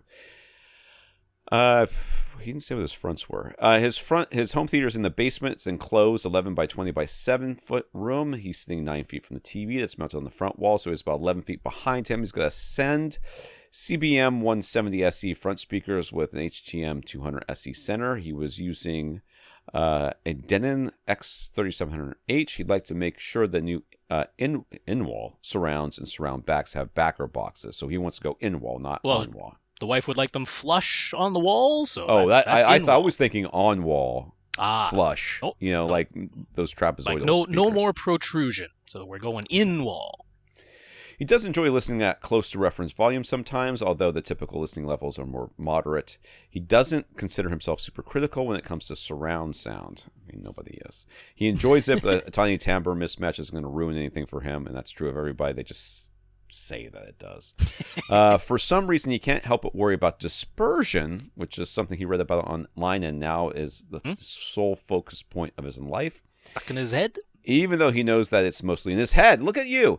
As opposed to anything he actually notices while listening. He'd like to keep the price to around $250 per speaker or less. Having listened to us and surfing some websites, he's considering RBH, Aperion, ELAC, KEF, HSU Focal Monoprice, THX, Amber, and Alpha series, but out of the group, only the Monoprice Alpha or Amber or the HSU horn-loaded in-walls come in below his desired price point. If he shops at accessories for less, something from KEF or the Focal 100 series might also be within his budget. But are any of these the right choice, or is maybe they're an option you overlooked? And then there's the backer box situation to consider. Should you maybe just go with the least expensive Monoprice Alpha in walls? So we and Rob's got a whole big list here of it's in-walls. Just yeah. Well, maybe it's 3. Some links because the links are long when they come from Best Buy. Yeah. So he's got some links here that he's going to share, but. Backer boxes and in-walls are certainly something that you have to consider, and keeping the price. And he's asking for $250 per speaker or less is not unreasonable. That's not unreasonable at all. It's doable. Certainly not. It's certainly not. It's limiting. I'll put it to you that way. Especially when you consider that backer boxes often come sold separately. Yep. Or created separately. So, what you got, Rob? So I mean, I'm actually going to say there's an option you didn't consider. If you talk to David Fabricant over at Ascend, when you say, "Hey, I need some in walls or in ceilings to match that what they're now referring to as the Signature Series, the SE series of speakers," he's going to point you to Sonance, and I fully agree that Sonance is a great choice, and they have an option that you can order right from Best Buy that's going to work pretty nicely and fit very closely with the backer boxes into the price range that you specified. So I'm talking about their VP62 as the in-wall speaker choice. 6.5-inch woofer, soft dome tweeter that matches up timbre-wise really, really nicely with those Ascend Signature Series speakers. Those go for $480 a pair, or you can buy them as singles for $240. Same price either way. So, just for the speaker alone, we're $10 under the budget that you specified, but we're there. Now, to add the backer boxes onto those, they have their retrofit backer boxes that basically just turn that speaker into a sealed speaker. Being the typical Sonance in-wall speakers, they have the paintable front grills that you can use on those, so they can blend in visually with your wall very nicely. But then the retrofit rectangular boxes, they go for $60 a pair. So we have put you $20 per speaker over the budget once you've put the backer boxes and the speaker together. But I think that's sort of within the wiggle room area, given that you're going to have a really, really nice timbre match, and one that's, Ascend founder approved. I don't think you can really go too wrong with that. Now, if even going that $20 per speaker over the specified budget is just too much, I really don't have any problem with those Monoprice Alphas. They would be a pretty decent, they're not going to be a perfect timbre match, but so that's really not going to bother you, and I agree. That would put you well under the budget, but you would need to construct your own backer box when you do that. Doesn't have to be super complicated. You can just use any sort of lumber that you want, seal up the edges with some acoustic caulk, and put some polyfill in there to fill it up, and basically create yourself a sealed back. Does not have to be large with these Sonance in-wall speakers. You can see from the retrofit box that that's really quite a snug fit, and that still works perfectly fine. So in this instance, they do not need to be particularly large. But yeah, with the Monoprice Alpha speakers, they're looking for the standard sort of about 3 feet tall. Because it's so narrow, right? It's fitting within the 3.5-inch depth of the bay in your wall, so you make them about 3 feet tall and fit into those that stud bay, and that'll work just fine. So Either of those, I think, would be my top 2 picks. I wouldn't go horn loaded to match up with the Signature Series, and there isn't really any reason to pay hundreds of dollars more for any of the other options in this instance. Yeah, I agree. Raf's AV receiver has Audyssey Multi-Q XT32. Is he correct in his understanding that even though it says it has dual independent subwoofer outputs, it actually EQ both subwoofers together as one? Would it be better to have individual EQ for each subwoofer, or is it actually better to EQ both subwoofers together at the same time? Well, we've talked about this a whole bunch, but yes, I'm not sure which one you have, but XT32 can do individual EQ. Well, no, not individual EQ. It's actually the sub EQ HT part of Audyssey, which is only available when you have Multi-Q XT32. There were early on some Anker models that had Multi-Q XT32 without the sub EQ HT I always part. assume they come together because they usually do, but there was an instance early on where you could get XT32 separate from sub EQ. So technically, it's the sub EQ HT part of Audyssey that does independent trim levels and distances, but not the equalization. It would set individual trim level and distance for the 2 subwoofers, and then it would play them together in mono after the trim level and distance were set, and EQ them as one subwoofer together. Our basic approach is, if through positioning and phase adjustment you can achieve quite uniform response across basically a 3-seater couch. That's the sort of size of seating area that we're really going to pay attention to and focus on. If you can get uniform response, not linear, not accurate response yet, just uniform. So pick a certain frequency, and if there's a rise at that frequency, there's a rise in all 3 seats of the couch, not a rise in one seat and a dip at that very same frequency in the seat next to it. We don't want that. We want, if there's a rise or a dip, that it's the same rise and dip across all 3 seats. If you can achieve that through positioning and phase adjustment, then we definitely want to EQ all the subwoofers, however many you have, in mono, as though they are a single bass producing thing, and we are going to EQ that signal once and send the very same signal to all of the subwoofers, if you can achieve that uniformity.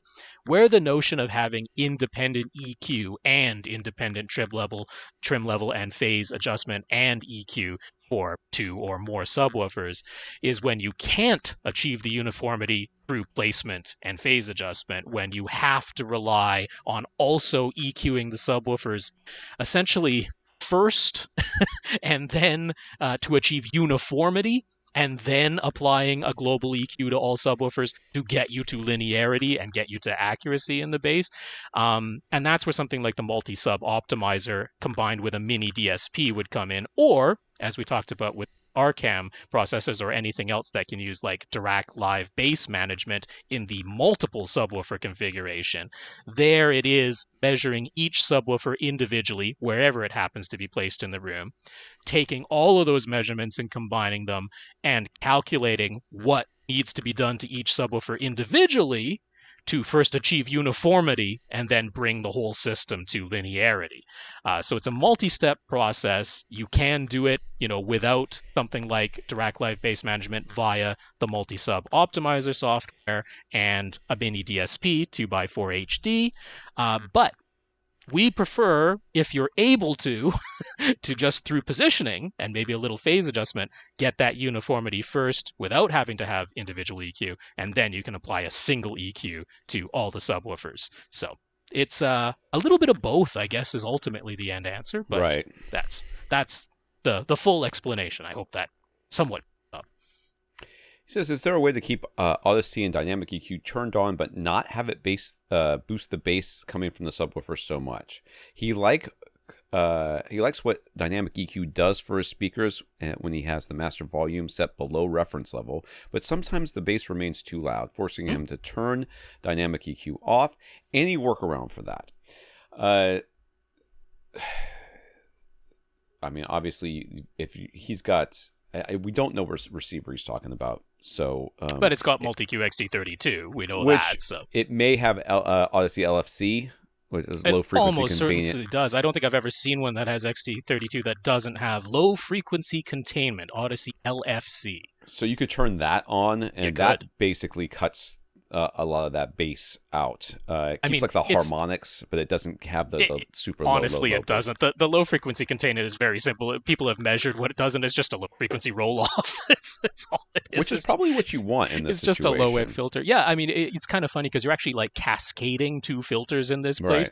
Right. Audyssey Dynamic EQ would still be on, boosting the bass when your master volume is turned down below 0 dB, below reference volume. But then by activating LFC, the low frequency containment, it's going to apply a low frequency roll off, and you'll end up back at sort of a flat line, but below reference volume. Right. So that is certainly an option. You can experiment. I think there's 3 different levels of low frequency containment, Right. are just steeper and steeper. An article about that. Yeah, just steeper and steeper roll-offs. That's all low frequency containment is. So you can just experiment with that a little. The other setting that you can play with and work around is there is the reference level offset that is part of Audyssey Dynamic EQ.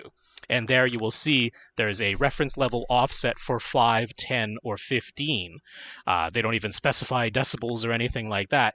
And what the reference level offset says is, normally, at default, with reference level offset set to 0, it means that as soon as you turn the master volume dial any lower than 0, at reference level, it starts applying dynamic EQ. It starts saying, okay, we're below reference level now. We're going to start boosting that bass, some of the surround effects, because the master volume has been turned down.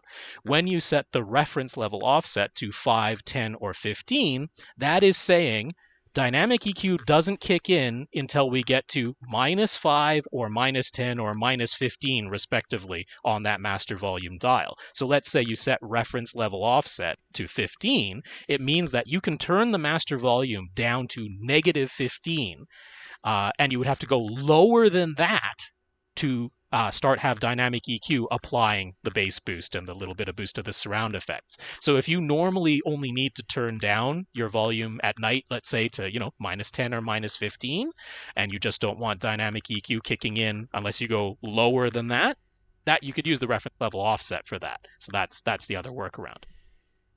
Yeah, I kind of believe that you're not going to want to do that second one, and that's because it'll stay. You'll have to go back in and remember to change the reference level offset if you want it to be normal, I guess. Right. So turning on and off LFC or one of the other dynamic EQ, dynamic range compression things that's available to you. Yeah, like the dynamic volume. Yeah, that keeps the bass loud too, though. So yeah, they're not the dynamic volume so much, but the like LFC or whatever, night mode or one of those things, right. You can. Low frequency containment is probably the easier one because you can just toggle that on and off when you want this to happen. Yeah, that's what I think would probably work. Oh, I agree. Yeah. Mike says, "What are our thoughts on Ovomote?"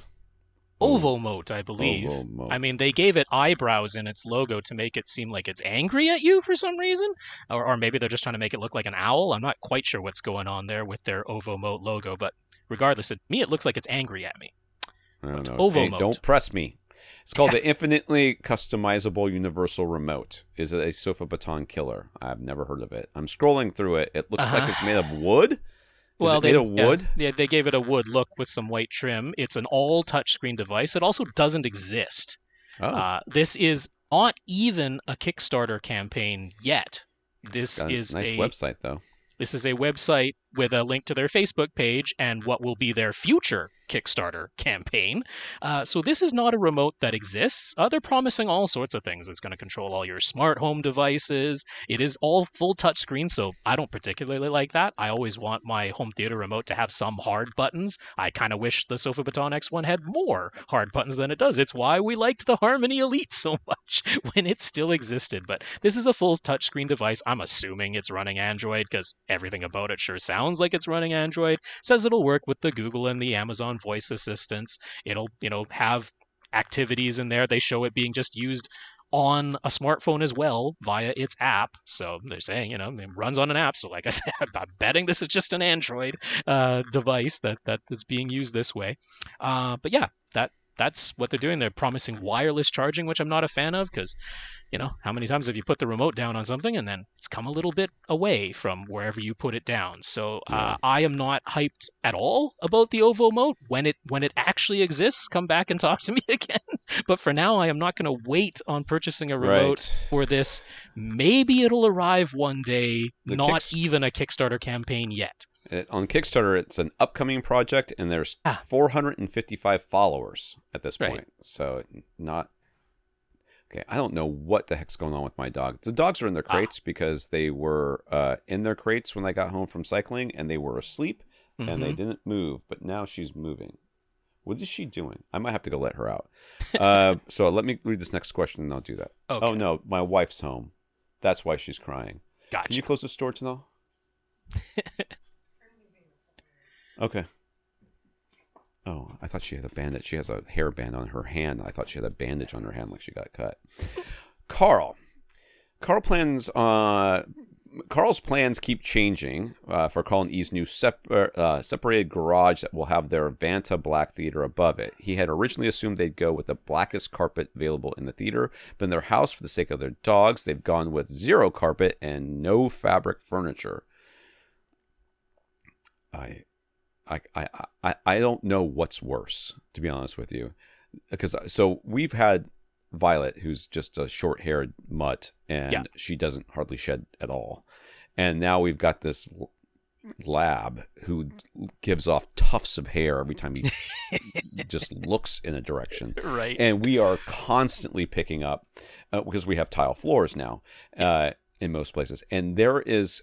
So the other day, obviously, I cleaned the home theater, but before that, we had come in here, we had vacuumed, and it was an astonishing amount of dog hair had come out from the carpet. So my thought is, do you want to be constantly cleaning tile floor because you can see it, or do you want to be ignorant of it and then be absolutely appalled when you see how much dog hair comes up from the carpet? Like, I want the second one. Like, I would rather live in ignorant bliss than have to clean my black floors constantly. Although if he goes for like really, really black carpet and their dog has lighter hair, then you still might see that. Yeah, you're gonna have to dye the dog. That was coming anyways, right? If you don't have a black dog, if you put that dog in there, they're just gonna reflect light. I mean, what's the point of having the black theater if you got a white dog?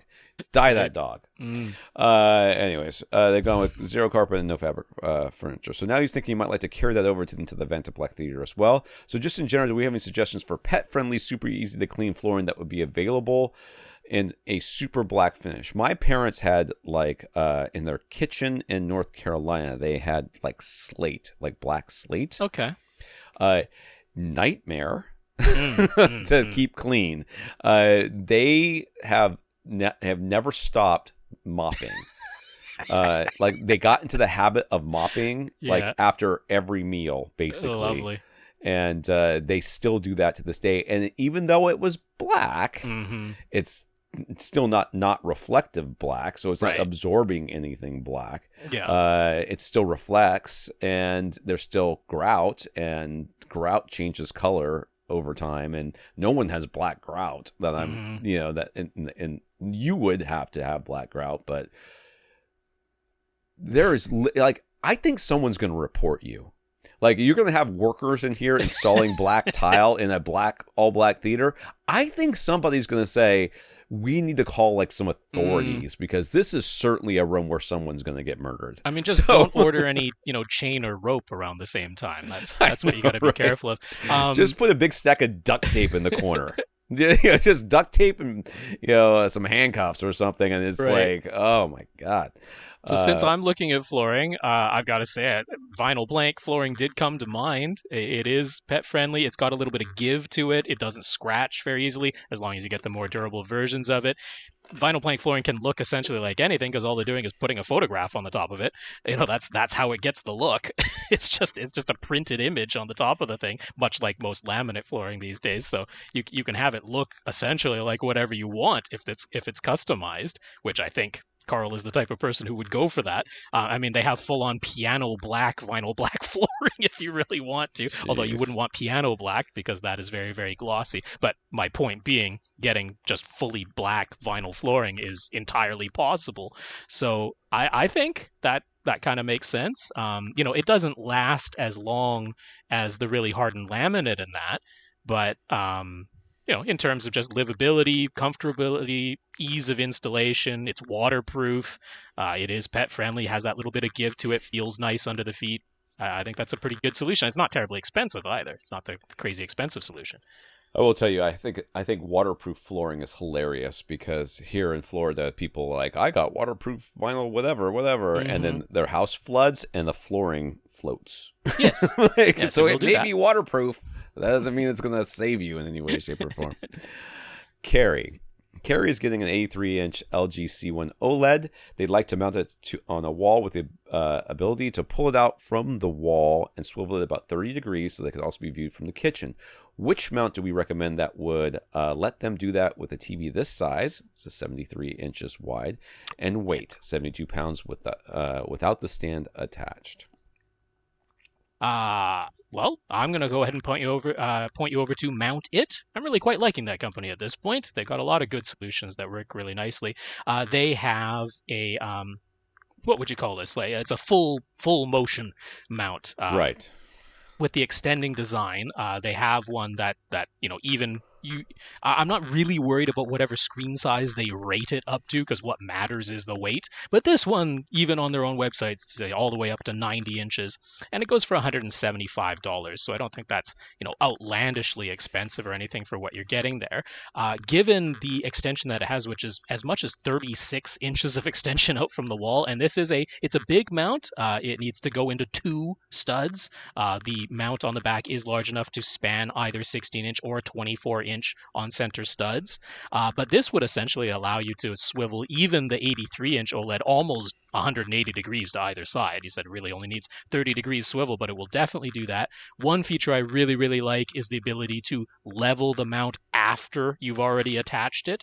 It's only a 5-degree ability to turn that to level it, but sometimes you level the mount, like the mount is level, but that doesn't necessarily mean it's plumb with your floor and ceiling, and visually it just doesn't look right. So being able to adjust that rotation there for the leveling after the fact is really nice, and this mount lets you do that. So yeah, Mount It's full motion mount that extends up to 36 inches off the wall is rated up for 175 pounds, I think it is. So the 76-inch or 72-pound OLED should not be any sort of problem, and I think that'll be a nice solution. So it hasn't posted yet, I was looking for the link, but it will post this week, and by the time you see this, it might be posted on AV Gadgets. Andrew reviewed the Monoprice Commercial Series full motion articulating TV wall mount. Yeah. And the one he reviewed was not big enough for what you want, but I'm sure Monoprice has one. Everything that Rob just said, that also exists within this Monoprice ones. So I would definitely point you in that direction. So check out the review over at AV Gadgets, and then you can follow the links back to Monoprice so that you don't have to go searching for it, and then you'll be able to find the one that's big enough for you. But the one that he reviewed, I don't remember how big his screen was. I think it's a $60 mount, and it says it'll hold up to 132 pounds.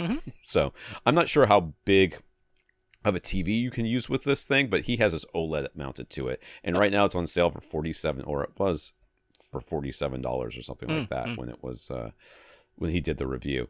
So it's got the 5-degree adjustment there as well that Rob was talking about.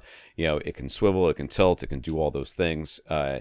What he does with it, more than anything, because his TV was always mounted to the wall, what he does with it is when he's got people over and all that, and he just pushes it back against the wall, and then you can watch sports or whatever, and whatever. But when he's home alone, or when he's home and it's just him and his wife, or him and his family, he pulls it forward so he gets a bigger field of view. That's right. That's pretty much all he does with it.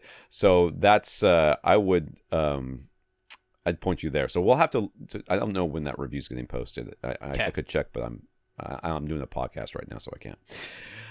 Back in episode 786, that one. We linked to videos from AV forums and HDTV tests for C1 picture settings. Are those still the best resources, or has anything changed since then? I have no idea what you're talking about. Well, just picture settings. Goody just follows those same picture settings. You absolutely can. You can definitely still follow those same ones. I'll have a link back to that same video at the time where we talked about it. You definitely can for your picture settings. There is the one update from Vincent Teo over at HDTV Test where he described, if you want to void your warranty and venture into the service menu, shows you how you can turn off what is essentially the automatic brightness limiter setting on the C1 OLED, so that when you're showing just sort of like an average overall light level scene, but it goes on for quite a while and therefore dims over time, due to OLED's protection of the automatic brightness limiter, that you can turn that off in the service menu. That will void your warranty if you do it. That's the full warning, but I can link to that little bit of information that he had for turning that off in OLEDs. Okay. Infinite Gary. Gary came upon a video from the Absolute Sound, and in one portion they talk about having met an engineer back when CDs were first taking off. He pointed to them to a specific German green felt tip pen. It had to be just the right shade of green. They made 3 different shades, and explained how you could use this green pen on the outside and inside edges of the CD to improve their sound quality. I mean, this is not a new thing. The green pen on CDs. Green pen's been around for a really long time. It's a myth that's been around. Yep. Now, Gary knows Tom and Rob will explain why it's silly to draw on your CDs, but this was the first time Gary has ever heard of something that sounded like a technical explanation for why this green pen, marker method supposedly made an improvement. They said that the red laser is firing down perpendicular to the surface of the CD. The laser light either reflects back up or gets scattered, and that results in being able to read the ones and the zeros. But when the laser light gets scattered, it comes out the edges and also in the center. So what you want to do is you want to absorb that red light, and the best absorbing light is green. You're going to hear a major difference. Everything is going to be way clearer. You're not going to have all this random laser light that's bouncing back down on the CD, being misread and interfering with the actual... Shut up, CD data. Jesus Christ. God. Yeah. I just give me a second. I have to compose myself. Yeah. The Absolute Sound, again, they claim they absolutely heard a big improvement. Everything sounded way better, which is that you can actually, there's a setting on your micrometer for way better. When you get it big enough, it says, oh, this is way better than the other one. Gary isn't buying it, thank God, but he also isn't sure how to actually refute the claims on a technical level, so what's our take? I don't have to have a take because it's ludicrous on its face. Okay? The Earth isn't flat, and green marker off the edge of a stupid CD doesn't somehow absorb light better than... the best absorber is black anyways. Why don't you...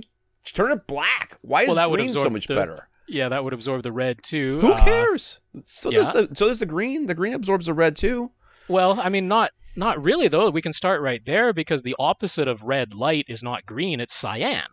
Cyan is the opposite of red light. If you had a cyan filter, that would block some all of the red light is also absorbed by green. In fact, green absorbs but they were saying the best for absorbing red light is green, and that is just factually untrue. The opposite of red light is cyan. So you would want a cyan marker, green marker, if you're talking about what would be the best at absorbing scattered red light. Okay, let's also, on a technical level, say, okay, we're talking about what is red light? Is that in the hundreds of nanometers? I have that on the tip of my tongue. Yes. No, I don't know. I mean, it's the longer end of light, so it might be into the hundreds of nanometers. But regardless, we're talking nanometers, and you're drawing with a green marker from your human hand on the outside of a CD. Do you think you have the dexterity in your hand to be within nanometers of precision So I think that is quite dubious, that drawing on it with your Expectation hand. bias at work here is what we're hearing, people. And We're hearing expectation crafted bias. CDs. But then, of course, the biggest part of this on a technical level is digital audio. This is a complete lack of any sort of understanding of what digital audio is. Let's assume that some form of scattered light could make its way back onto the surface of the CD and then reflect off the surface of the CD into the little sensor that is the part of the CD mechanism. That if the scattered light could do it, let's assume that if that happened, what would be the result? The result would be that the CD player would read a 1 when it was supposed to read a 0, or vice versa. That is really the only possible error that could take place.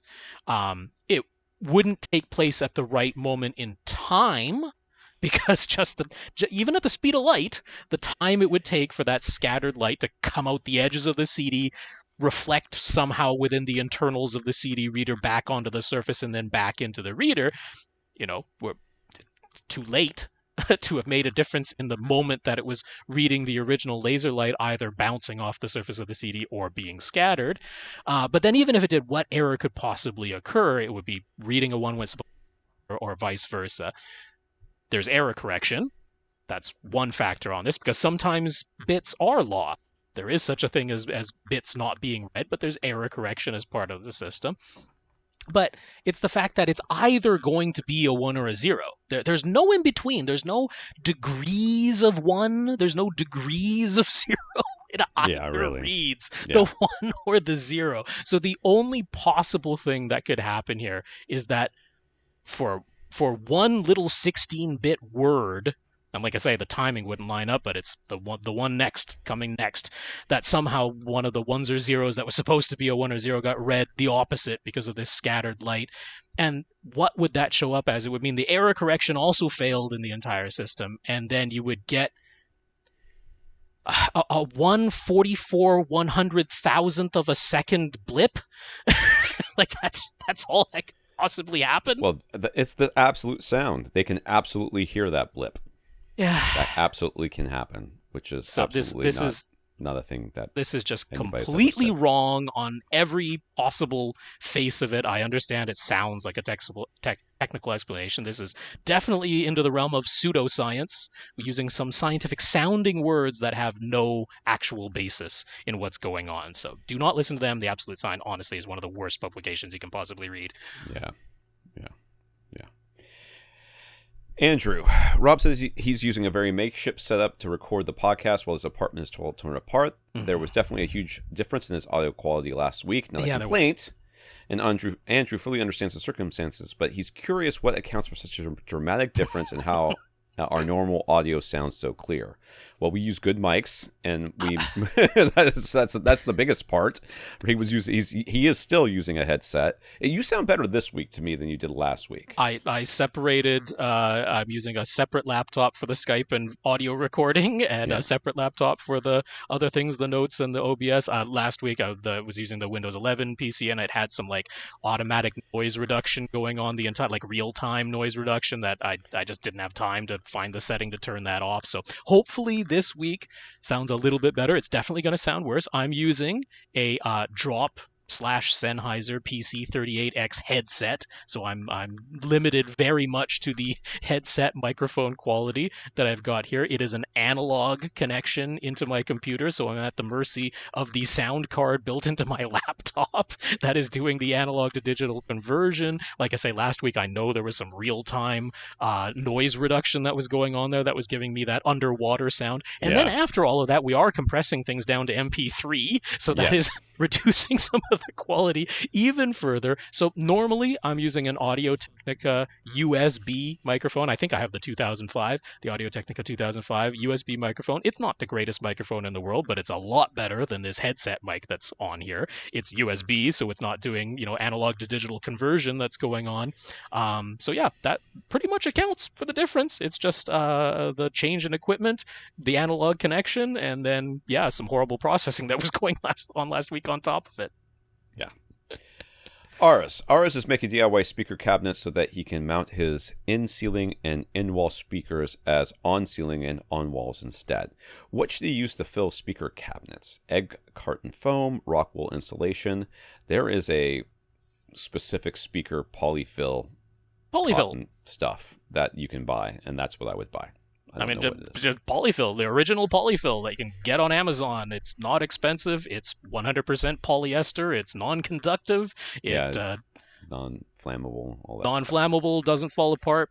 Inexpensive. Fill up the cabinet, and polyfill is all you need. That's what you'll find inside of most commercially available speakers. For the binding posts, can he just use the type where you drill a small hole and then the binding posts are held in place with a bolt on the inside plus another bolt to hold the speaker wire connection on the outside?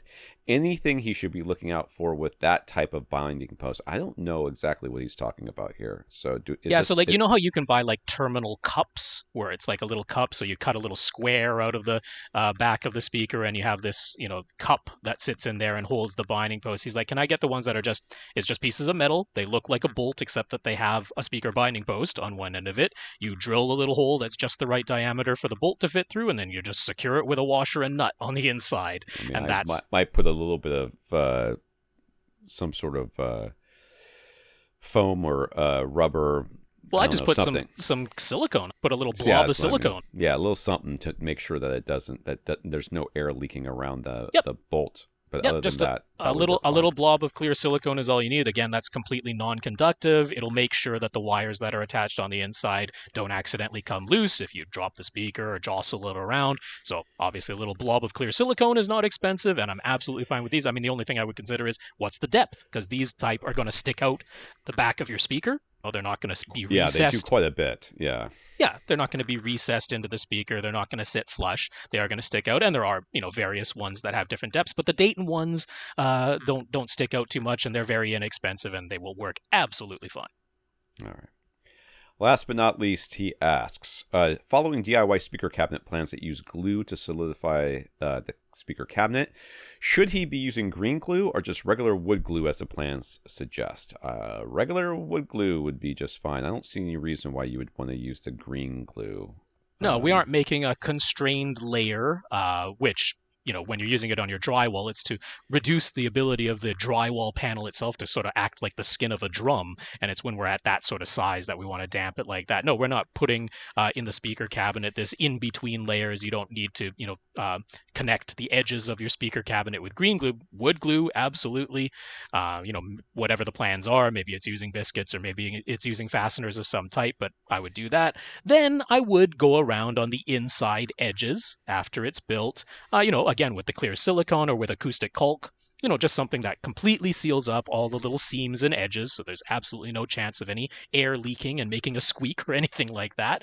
Not expensive, easy to do, and that's really all you need to do to make your DIY cabinets. And that's it. We're out of questions for this week. So that's right. Let me scroll back up to the top. Yeah, way up there. Yeah.